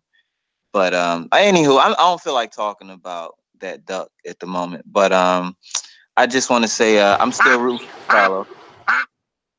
I'm still rooting for the Charlos. I'm looking. I like the way he handled the loss, to be honest with you, because he was, you know, he felt he won. He stood in the ring. He came back. I like the way that his brother dealt with it. I think a UK caller last night made a good point how it did affect Charlo because Jermall, because he usually comes out really calm every fight. That's the biggest thing that I noticed about Jermall, especially. Yes! And he was a bit aggressive, more so than he usually is. I think he says that he wasn't, but I think that's bullshit. I thought that was a good, close fight. I think people aren't paying attention to that. Southpaw, you know, versus orthodox is a problem. I mean, that's why Whyte won't fight Ortiz, you know, for one example. But I thought it was a good fight. I did think Jermall won the fight. I think he started doing better the second part when he started leading with his right instead of trying to go with the jab. Also, I think another caller talked about the Charlos could start learning how to fight on the inside, because I think they're both good on the outside. I think that was, even though I thought they both won, I thought that was a fair critique. But that's my call. Push that like button. I appreciate what you guys doing, and I'll be listening for any UK bullshit. So watch yourself. I'll call back. All right, Oliver, thanks for calling in. We're going out to John in Louisiana. Talk to me. What up, John? Yeah, I ain't got you down for nothing, John. John? Yeah. Talk to us.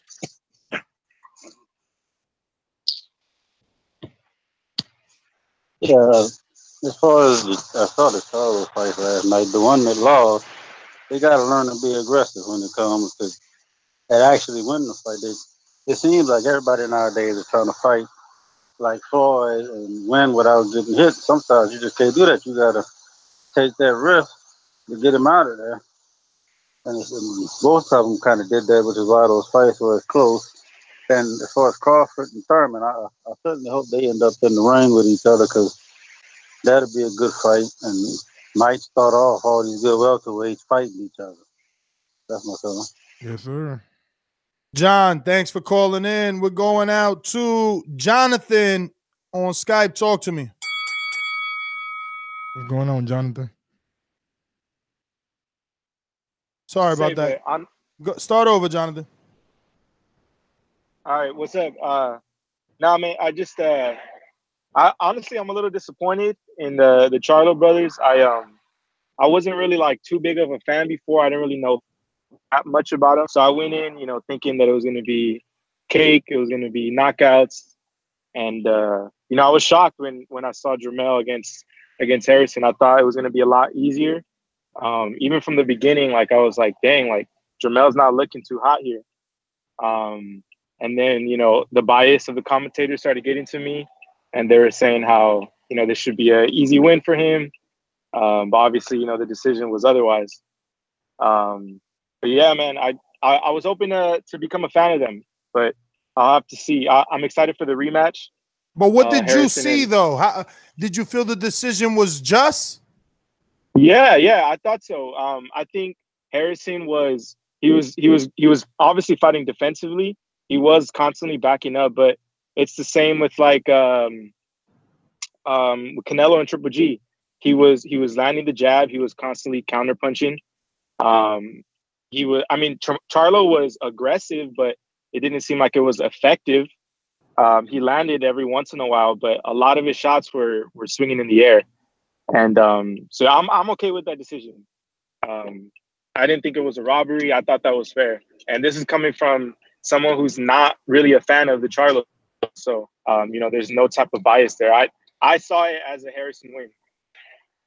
But yeah, and then the other thing, I'm with Mike on, I'd like to see Wilder go to the UK and fight Dillian Whyte. I think that would actually be pretty good. I think Dillian Whyte is bigger in the UK than Wilder is in the US.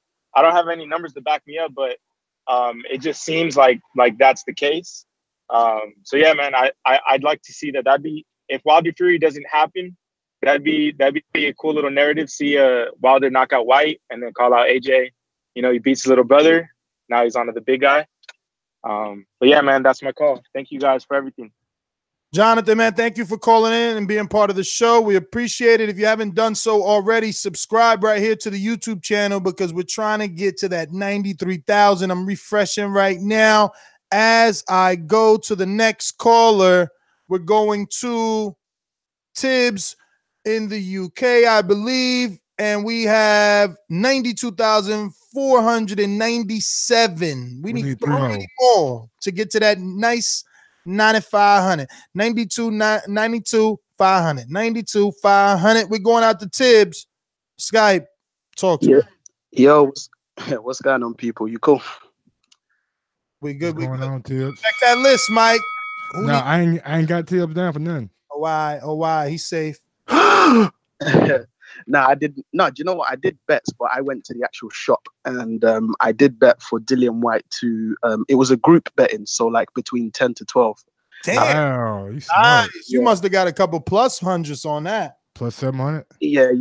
You know what? I don't know how you work your metrics. We do it in fractions, so the plus 7 to 1. How that works. So it was actually 16 to 1. So it was plus 1600. Yeah. Damn. Yeah. But yeah, anyways, let me keep it moving. Regarding the Jermell Charlo, yeah. What can I say? Yeah, I mean, I do feel he got robbed. Like he did all right. But the only thing I can really say to him is, yeah, had that had been heard, he would have been the first on Twitter to say, I heard this shit, blah, blah, blah, blah, blah, blah, because he likes to talk smack. But, you got to give credit to Harrison, innit? Even though I do feel that he actually won the fight. But what are you going to do? They're going to run that back, innit? So wait, Dillian to be Whyte. clear, because You the Charlo's... thought Charlo won. You thought Charlo won? I thought Jermell won. Yeah, I thought he won. Yeah. Was it by a wide margin or like a 7-5 margin? Not a wide margin. I thought he maybe by like 2 or 3 points. You know what I'm saying? Something Okay. calm like that. Regarding Dillian Whyte, you know what? Listen, he's been doing his thing. I'm not gonna lie, but he deserves a big shot. But it's just his timing is wrong. We want the big fight. Do you get what I'm saying? It's not his fault. It's not his fault. And something tells me that I reckon Wilder, yeah, just to get off the holiday rust, he may fight Breazeale next, because I don't think Fury wants to fight him right now. So I just feel he'll just quickly get that mandatory out the way, something nice and easy. The same with AJ. He'll probably fight Dillian Whyte, and then they'll probably meet each other in the summer, hopefully, you know what I'm saying? Unless Fury comes back and says, I'm hungry again, you know what I'm saying? What's the other thing? Oh, Mike, put some respect on One Time's name, man. You better not duck me, son. You better not duck me, son. You better not duck me, son. Boy, the key Thurman fan girls come out the woodwork, boy. No. Anytime he say something, he ain't let him fight first and make sure he's still the same Keith Thurman y'all thought he is. He is, man. He is. Don't worry. Let's see. We'll see. January 19th, right, Ness? January, when is it? January 26th? One of them dates. How you pronounce the Of last course name? it is. Jose is Joselito Lopez or something like that. All right, then. Cool. Yeah, I mean, look, he's going to get his beak wet the same way Crawford got his beak wet with Jeff Horn.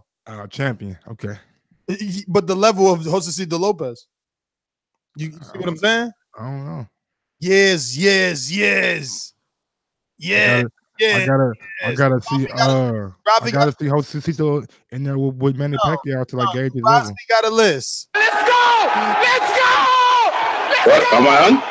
Am I on? Hey, breaking news. Never mind. Yo, does Rafi got Crow, motherfucker? Where's Mike? Bro, let me get the motherfucker. So we on the clock. I gotta go. They gonna empty my bank account. Ness's got to get down to Best Buy. I don't see Rafi down here. Yo, if somebody empty out my bank account on Christmas Day, it's gonna be all Mike for. I'm coming straight to Indiana on I don't see Rafi's name on this motherfucker. All right, Rafi, go.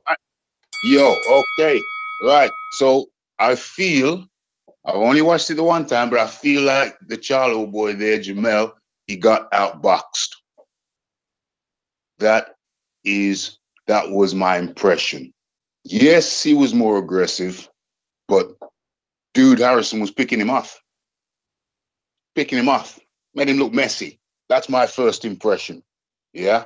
I still thought it was close enough that the judges would give it to Jermell, or what isn't Charlo, but I feel that he got outboxed.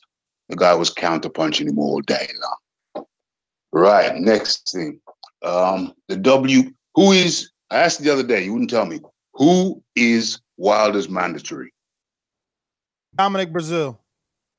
Still Breazeale, okay. Right. Unless Eddie could do something, man. I want Dillian Whyte to be the mandatory, just FYI. How do the WBC look right now?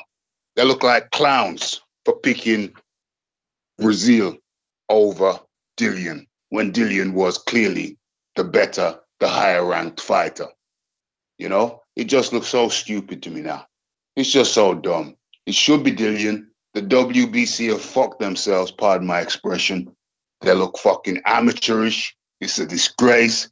Can you get Suleiman on the show? Ness? We had him on last week. What? That's why you need to be a patron. You would have been able to ask your question. We had a post in Patreon. You could have just said, Mr. Suleiman, why isn't it Dereck Chisora? I mean, Dillian Whyte, that's the contender or whatever you want to call him. Did you ask him that? Yo, you're going to have to go check that episode out. Who else we had on that show? We had 2 people on that show. Yeah, we had him on, and we had, I believe, Jack. I don't know, bro. I don't want to start lying. Well, we had a bunch of interviews last week, and we got Either way, WBC look like clowns now. They look like absolute clowns. Dillian keeps on embarrassing them, and you know, knockout of the year. That's what I thought when I watched it. Knockout of the year, man. Candidate for sure. Candidate, big candidate. Gotta go through. This year was Wilder Ortiz, and Ortiz is a higher level than Chisora. But he wanted to sleep though. He's a higher level, but Wilder didn't knock him out cold. He didn't starch him like that. Knocked him down. Ortiz went down. Chisora was just. Who else is out there? Bro, Ortiz went down through indigestion. Yeah. Ortiz went down to indigestion. Guy right here, boy. Indigestion and the fucking heart meds, the blood pressure meds. You know, they're still trying to. You ain't no goddamn Patriot. You ain't no boomeranger in the ringer. Get him out of here. We love you, but we got to go. We went to Marcus. Dominic, Seattle. Dominic, yeah, we got some Crow. He got both Charlo's brother. Yeah, one Charlo brother. Give him Crow. Oh, he get the Crowy? Yeah, Crowy. Oh. Whoa, no, Dominic, hold on. There you go. Now, I don't know. I tried to watch the game, but it's just he had Whyte and Breazeale though. Was really big. Oh, he had Whyte and Breazeale. It reminded me of Broner. With Whyte and Breazeale. Yeah, I had Whyte and Breazeale. Yeah, they're both going to win. Chisora, he's a good high job. I like the fact, his background was cool and stuff. He changed his life, gave himself to God. But this is boxing. This is in BET in the morning on Sunday. So I think that Dillian Whyte should fight Tyson Fury since Tyson Fury changed his mind so many times. It's like just beat the dude who beat the dude once again. Tyson Fury beat Chisora, super good. Might as well, try to fight Tyson Fury and then AJ and motherfucking Deontay Wilder. Because AJ, straight up told Dillian Whyte to his face, I'd rather fight Deontay Wilder than you, but if I do, everybody better not be hating when I knock you out. So I think that should happen. Everybody's gonna hate. Nah, man, I gotta agree with AJ, man. You can't sit here and cheer and say, yeah, I want somebody, then when I want to knock him out, y'all boo. Man, he asking that question in the fucking UK. Get out of that bullshit. Where do you think the damn fight gonna be at, nigga? Think he gonna fight Dillian Whyte in America? Boxing, it ain't worldwide. Last check, Jermall was telling you Canelo in this world, not another fucking universe like you trying to make AJ be. Who said anything about being in another universe? But they are in a whole different country. All right, so if you're gonna ask that question, poll the world. Poll the world. Don't poll your country. He already polled the world. Remember on his Twitter page, the world told him what they wanted. It wasn't AJ. I mean, it wasn't Dillian. Of course, it wasn't Dillian. So then I don't know what we're talking about. We're talking about a Wilder fight Fury. Yo, Dominic, you done talking? You finished or you done? No, I straight up said Tyson Fury should fight Dillian Whyte next, and Deontay should get his shot. Since Tyson Fury has been playing around in the media. I mean, Dillian Whyte definitely has he could make a case because he knocked out Chisora, somebody that Tyson Fury had 2 fights with. So that's a common opponent at the end of the day, you know. He puts himself in that mix. Dominic, we love you. And there's some. Yeah, he cut him off for the bell run. I mean, the bell was about to ring. Look. That shit like go ahead, man. Go ahead. Yeah, like 5 seconds. That soft shit. Yeah. 5, 4, 3, big 2. shit talkers like Tyson Fury and motherfucking Dillian White. Fuck up your big ass. You're right about that. Yeah, Going to Donald in California. Yo, what's up, y'all? Donald got some crow to eat. No. Donald ain't got shit. He ain't picked nobody. Crow to eat. Tell the truth. Tell the truth. Let me tell you something. Charlo should have fixed his shit because let me tell you why. I was at the fight in June when he fought Austin Trout, and that was a majority decision. And the same shit he did in that fight was the same shit he did in this fight. And the reason why the judges gave him a majority decision against Trout is because he did the same fucking thing. He just kept looking for a knockout, And to be honest with you, if he didn't knock Trout down twice in that fight, and Trout had just a little bit more pop into his punches, that would have been the same scenario in June at the Staples Center. It would have been the Tony Harrison thing, how people say it was a robbery. That would have happened with Austin Trout in June. But instead it happened now with Harrison. And I'm not saying that I agreed that Harrison won, but I'm not saying that I agree that Charlo won either. But I could see vice versa either way. I can see how the judges could sit back and look at Charlo and go, he's not doing nothing but going for the knockout. And then they could say he didn't win. And then they could look at Harrison and go, you was getting hit, this and that and other. Or they could say Harrison was boxing, but Charlo was looking for the knockout. So it could be vice versa. So I kind of understand why he lost, but I can also understand why some people say he didn't, lose either. And Korobov was a good fight for Charlo. Like a couple of my homeboys was like, man, if Korobov wouldn't have that year layoff and he would have had like at least 3 tune-up fights before he fought Charlo and would have really, really been back all the way, some people were saying that he would have beat Charlo. It's just, man, if Jermell would have got the victory, Charlo would have came out all amped and shit, probably knocked his ass out first round. If was a motherfucking field. I don't know. If it was a spliff, we'd all be high. Matt would have been a better fighter without not having that year layoff, and with more tune-ups, he would have been a better fighter, because everybody knows back then, I want to say, was it Peter Quinlan? I think Peter Quinlan vacated his WBO to go for Jacobs, but also he was ducking Matt. That's why Andy Lee and Matt got to go for the vacant belt. And in my opinion, Corbin, he was outboxing Andy Lee, and he just got clipped and got hit with that shot, and that's why he lost. Other than that, he would have beat him anyway. And I'm kind of glad that Warrington beat Frampton, because Frampton wasn't gonna do shit but fucking go fight what's his name again? Leo. Damn. Yeah, he was going to do nothing but go fight Leo again, even though Warrington is probably going to fight Leo. But I hope he beats him, and then it could just be something different, because those guys are just dancing around each other trying to avoid Gary Russell and shit like that. I want to see something different, But, that's all I got, because I know that bell about the ring. If Warrington fight Leo, boy, that's going to be an all-action fight. Word. All right, we got some boomerangers in the building. Uh-oh. Who we got? Halle Berry. Eddie Murphy. Oh, you said boomerang. Are you meant to call this? Just like the king is what I mean. The king is what I mean.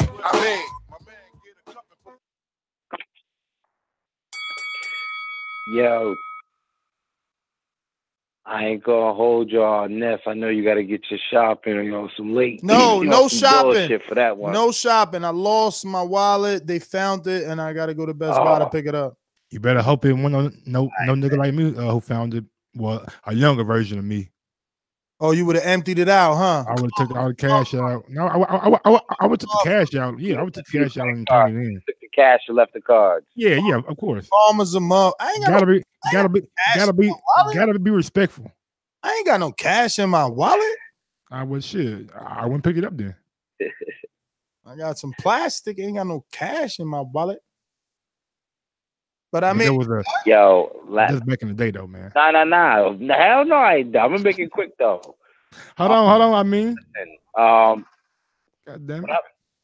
Got some motherfucking Charlo. He got Frampton. Serve that crow up. Yeah, I got Crow. He had Fury losing. Chisora? Nah, he had Fury losing. Big time Fury to lose. He had Chisora losing. Damn. No, Chisora did lose. Yeah, he had Chisora. I mean, he had Chisora winning. I'm sorry. Oh my God. And he had one Charlo winning.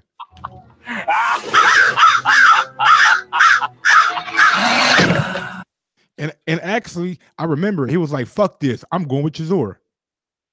Yo, it's funny because you see this Crow gonna force people to get good. Because look, half your call went on Crows.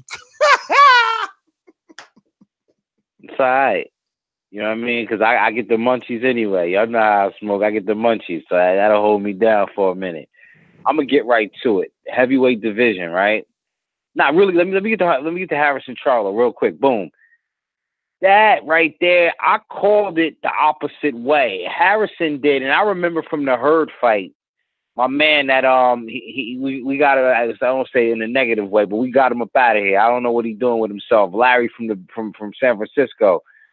That's when fighters don't get tired.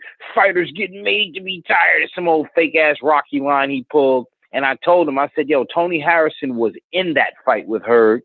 But, you know, whether it was conditioning or whether he got frustrated or something happened along the way, he didn't pull it out. So, boom, fast forward to this fight, he did what I thought Charlo would do.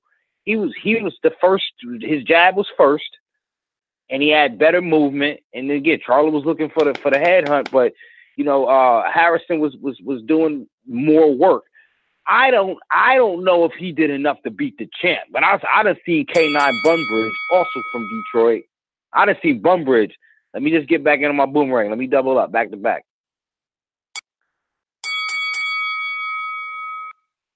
I done seen Cornelius Bunbridge take niggas' belts. So, you know, if K9 could do it, then you got to give it to Harrison. And I think that makes, you know what I mean, this brother, you know, this Charlo brother, I can't tell them apart, but it's going to make him tighten up his game.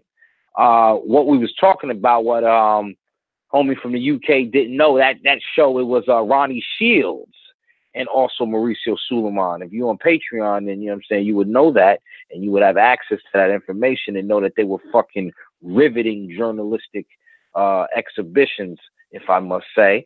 And then, so now let me get to this heavyweight shit. Yo, Chisora looked good. Not good enough for Dillian Whyte. Where does that put Dillian Whyte? Dillian Whyte and Breazeale is a great fight. Dillian Whyte and Luis Ortiz is an even better fight. Big Baby Miller and Dillian Whyte is a great fight. The heavyweight division is pretty thick, and I'm enjoying this right now. I don't see that Breazeale should get that shot with Wilder. And quite frankly, I mean, I'm not Wilder. We done had the brother on the show. I would take the fight with Whyte. I'm sure he doesn't have to, and I understand why he wouldn't unless he was getting a shitload of money, which in case, if they ain't giving him a shitload for Joshua, they might not give him enough. So, you know, spread these fights around. Put Big Baby Miller in against Breazeale first, or you know, the WBC asked motherfuckers to step aside anyway. You heard the fucking answer we got from Mauricio Suleiman about whether or not, you know, people take step aside money or how is the mandatory determined. That shit is loose over there. So make the fights. I'm out, man. I ain't gonna hold up the line. I'm out. Yes. Shout out to for the great call. Ladies and gentlemen, I'd like to introduce to you a young fella, and he comes from the Magnolia. And I'll get some crow for one Charlo.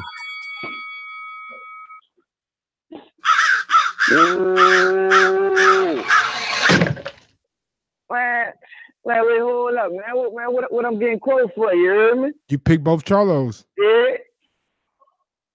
Yeah, Joe Charlo won last night, right?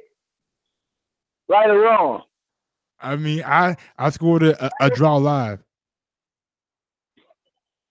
You scored a draw live, man. That was, man, from what I seen, man, that was highway robbery, you hear me? Straight like that, man. He was the aggressor, you know what I'm saying? He pushed the action. Man, dude fought. How'd you score? How you score Triple win, G Canelo won though? Because if you're gonna say he was the aggressor, then you must have had Triple G beating Canelo. The first fight, yeah. Right, I did. I had Triple G beating Canelo. And I'm consistent with it, baby. I had Canelo winning that first fight. Well, I guess we're gonna have to agree to disagree on that one, bro. Because from what I seen the other night, man. Yo, dude, and I'm consistent. I had Canelo win, winning that fight too. You know all right. Well, look, forget that fight. Who you had winning? The Charlo and dude fight, man? Who? Korobov? Nah. We already know who won that fight. We talking about the controversial fight. I ain't score it, You know man. what I'm I gotta saying? go back and score it, man. I didn't score it. I was doing too much, you know. Live, I had it 6-6. So From the eye, so 115, 113 to Harrison. Listen, I can't argue that. NO only because I always score for the boxer. So like, I understand, but look, even the Wilder he fight, took the championship. bruh. I can't tell you that till I score round by round. That's the only way to do it. You can't just come look on, at it. So you feel like, man, all right, look, at the end of the fight, you didn't see Harrison telling Charlo he congratulated him at the end of the fight. Man, that's that same, bruh, that's that same. Lost the fight, man. Yo, that's the same bullshit they were saying when Lamont Peterson and Danny Garcia fought. Talking about, yo, Lamont and Danny telling him in his ear right there. They was making clips in that. Man, ain't nobody believing that. Nah. Man, Mike, did you see the end of the fight? Did you see right after the end of the fight? I saw the end of the fight, but bro, that don't mean that dude told dude he won. Harrison already came on, bro. As soon as dude said that, Harrison came out like that, bro. I ain't say that. I ain't say that. He gonna say that, man.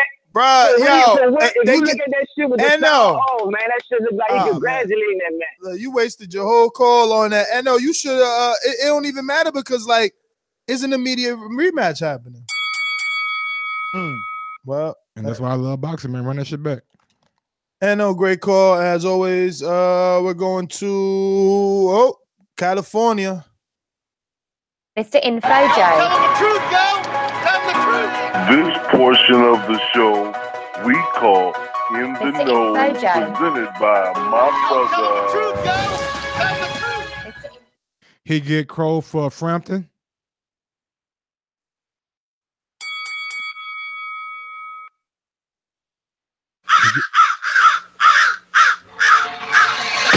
And he get Crow for one Charlo. I want that one teriyaki. Yo. Hey, Mike, last night I scored it just like you, man. I scored Tony Harrison, Jermell, a draw, a couple of swing rounds in there. I scored Jermall versus Korobov 7-5, but that one, it was actually close. It could have went either way, too. Hey, man, as a Charlo fan, man, I was kind of disappointed, man. Tony Harrison was boxing Jermell ears off, man. Counter punching. Just because you coming forward, that don't mean that you winning the fight when you missing a lot of your shots that you throwing. He did connect, but it was still far in between. I said this last Thursday when I called in, man. Jermell under Ronnie Shield was better. He was the boxer puncher. Under Derek James, he's just a pressure fighter. That style works for Spence, but I don't think it's suited for Jermell. You need to suck it up, man, and go back to Ronnie Shields, man, and go back to being a boxer puncher. Because if he were to fight Laura or Andrade, Laura would outbox Jermell right now. Let's move on to Jermell versus Korobov. Hey, man, Korobov was hitting Jermall with so many straight lefts, man, that I was thinking that if it was Canelo or Triple G or Andrade, I don't know. Last night, I think he would. Those 3 are Daniel Jacobs, man, would give Jermall hell, man. But Jermall did do better than Jermell. He still was. He figured it out better. He came on in the later rounds. I do believe. I scored that fight 7-5, man. I know this is gonna be a nice slice of humble pie. I'm still a fan of theirs, but they need to go back to the drawing board, especially Jermell. Boxers will give him problems. That's not his style. That's my call. Peace. Ain't no show without info, Joe, bro. Thanks for calling in, homie. Going out to our Patreon on his boomerang status. Rhythm and Violence, talk to us. Yeah, what's up, man? The more I'm listening to tonight, the more I'm starting to feel that Floyd did a kind of disservice to boxing for a little bit. And the reason I say that is because everybody's protecting these olds to the point where they're willing to give us years and years of trash boxing. I mean, we getting a lot of good boxing now because they got a lot of good boxing. But like Canelo ducking Triple G, back in the day, they wouldn't do it because, you know, if they lost, it would just have a comeback story. And I think that's why we're losing so many stories. It's because we're forcing these fighters to keep that old so much. Like Jermell should have been crying last night that he lost. He should have been, you know what, I'm going to come back and I'm going to beat the piss out of this fool because I won and I'm going to show him I won. Nah, bro, I don't think he was crying because he lost. I think he crying because just that competitive spirit, bro. Like, that's just competitive. It don't make you soft. I just said as a side comment, I'm not really holding on to it, but I mean, more like I think us as boxing fans, the more we speaking on this, we shouldn't be downplaying people when they lose. Because look, even though I'm not a big Chisora fan or Del Boy fan, that was a good fight. Why? Because they people stuck behind them regardless of how many L's they had or what ranking it was. They stuck behind them. I think we need to stick behind our boxers more. And these dudes listen to it, and they won't be scared to fight this week because you go, you know what? Even if I lose, I won't be taking money off my plate because all my fans won't leave the next day. That'd be the bad part. Them dudes don't want to be out there broke because they lost or one fight. They'd rather beat a bum and keep that zero and keep money in their pocket and fight somebody hard and possibly not even having a fan base again. Well, Rhythm and Violence, thank you for calling in. That has been the portion of the show where we're switching to drive-by, and we're giving everybody 30 seconds. Let's see. We got, damn, it hurts, Bo, but I gotta go before someone empties out my bank account. There is no Christmas for my children. Drive-by. You good, bro? You good, bro? I heard you say earlier, it ain't about who do it better, it's who do it first. No, it ain't about who do it first, it's who do it better. I like that. I like that statement a lot. But I'll just get straight to Dereck Chisora, man. He got to meet the Undertaker now. It's time. He got to meet the Undertaker, David, the Undertaker Price. I wish him the best. If he loses, you'll never hear from him again. But also, I'm glad you got the crow back, man. Cut that dumb shit off. People don't know what they're talking about. Eating a lot of crow. Cut their call short. They putting the bad information into the boxing fans' head. I'm out. Talk your shit, man. And yo, that was a horrible job out too. I forgot. I heard him say, "I'm out." I'm like, damn, he left quick. And I was like, yeah, about that shit, bro. I'm not used to giving people no drive-by. Comrade, go. It's drive-by. Drive-by. Hey, first off, I'd like to say Robin Taylor, Ron McNair, and Joey Linderman should get themselves the back. They had this scoring correct, and if they were the judges for Tyson Fury versus Wilder, Fury would have won. Congratulations to Tony Harrison on his win. He took the Lions and exposed them for the little kids that they really were, and left one crying like a little bitch. So, congratulations, Tony Harrison. Cut it. Well deserved. Cut it. Cut it. Skirt. Q in Florida, drive-by. Drive-by. Hey, Jake was a straight hater though, man. Hey, Ness, Mike, I'm back for more for that Deontay Wilder, Joshua stuff. So let me just lay some facts down for the people a little bit more.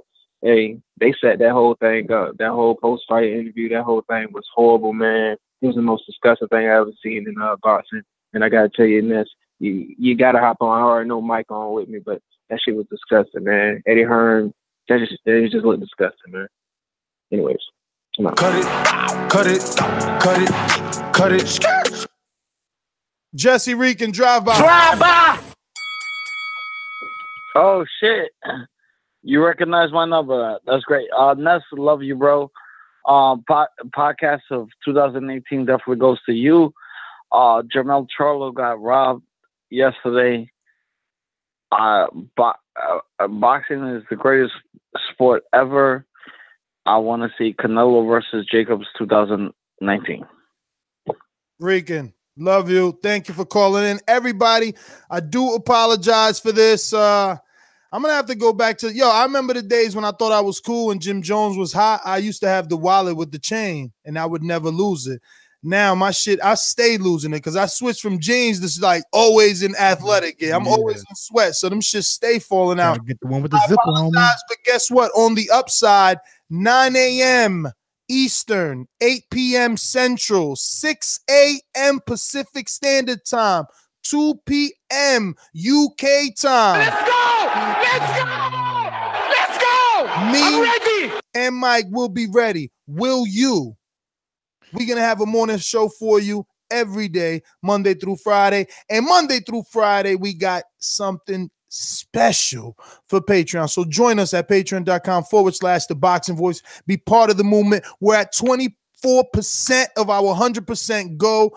Join the family. There's a ton of exclusive content, plus so many posts that we need your votes on. So hurry up and head on over to Patreon, subscribe, and vote on some of those posts. Speaking of subscribe, don't forget to subscribe to the YouTube channel. We're trying to get to that 93,000 right now. We're at 90,000 and 500 and 501. I was looking for the freaking drum roll. And get his soundboard together. He could be helping with all this, yo. Look though, tomorrow we got a special guest on the show at 3, and I'm not going to tell you guys right now, but if you're on Patreon, Nessa will be making a post about it. Hopefully, you get to ask him a question.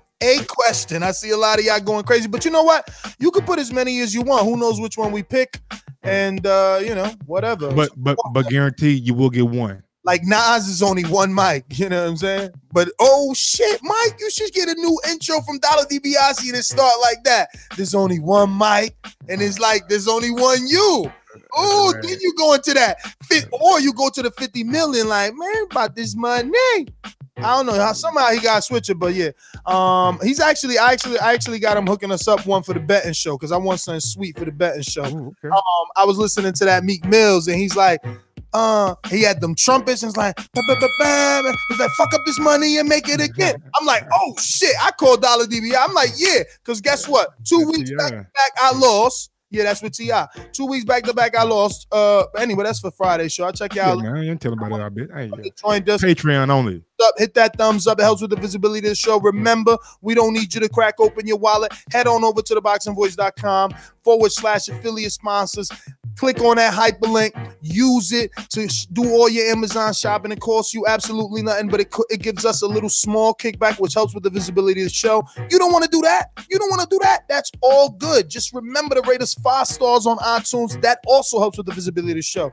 You don't want to do that? You don't want to do that?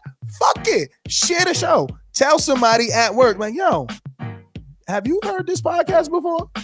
That is that simple. Post it on your Facebook wall, share it on your Instagram, whatever that is you little whippersnappers is using these days. Just remember to show some love. Shout out to my guy, IMO Sports, and go to our YouTube page to check out the latest and greatest interviews with your favorite fighters. Cut them off, Mike. Cut them off. I was trying to give IMO Sports a damn shout out, but go to our YouTube page and check out his video on Canelo and what is next for him. Yo, we got to talk to DiBiase. We need like a dark beat too. We need like a cemetery beat, a grimy beat. Yeah, like a cemetery. You know how they play the 10 count. We need our own little spin off for the 10 count. For the fallen ones. You know what I mean? The fallen ones. Forget it. I'm out. Yo, peace. Peace. Instagram, Twitter, NestGTO, and Gross1911. We outie.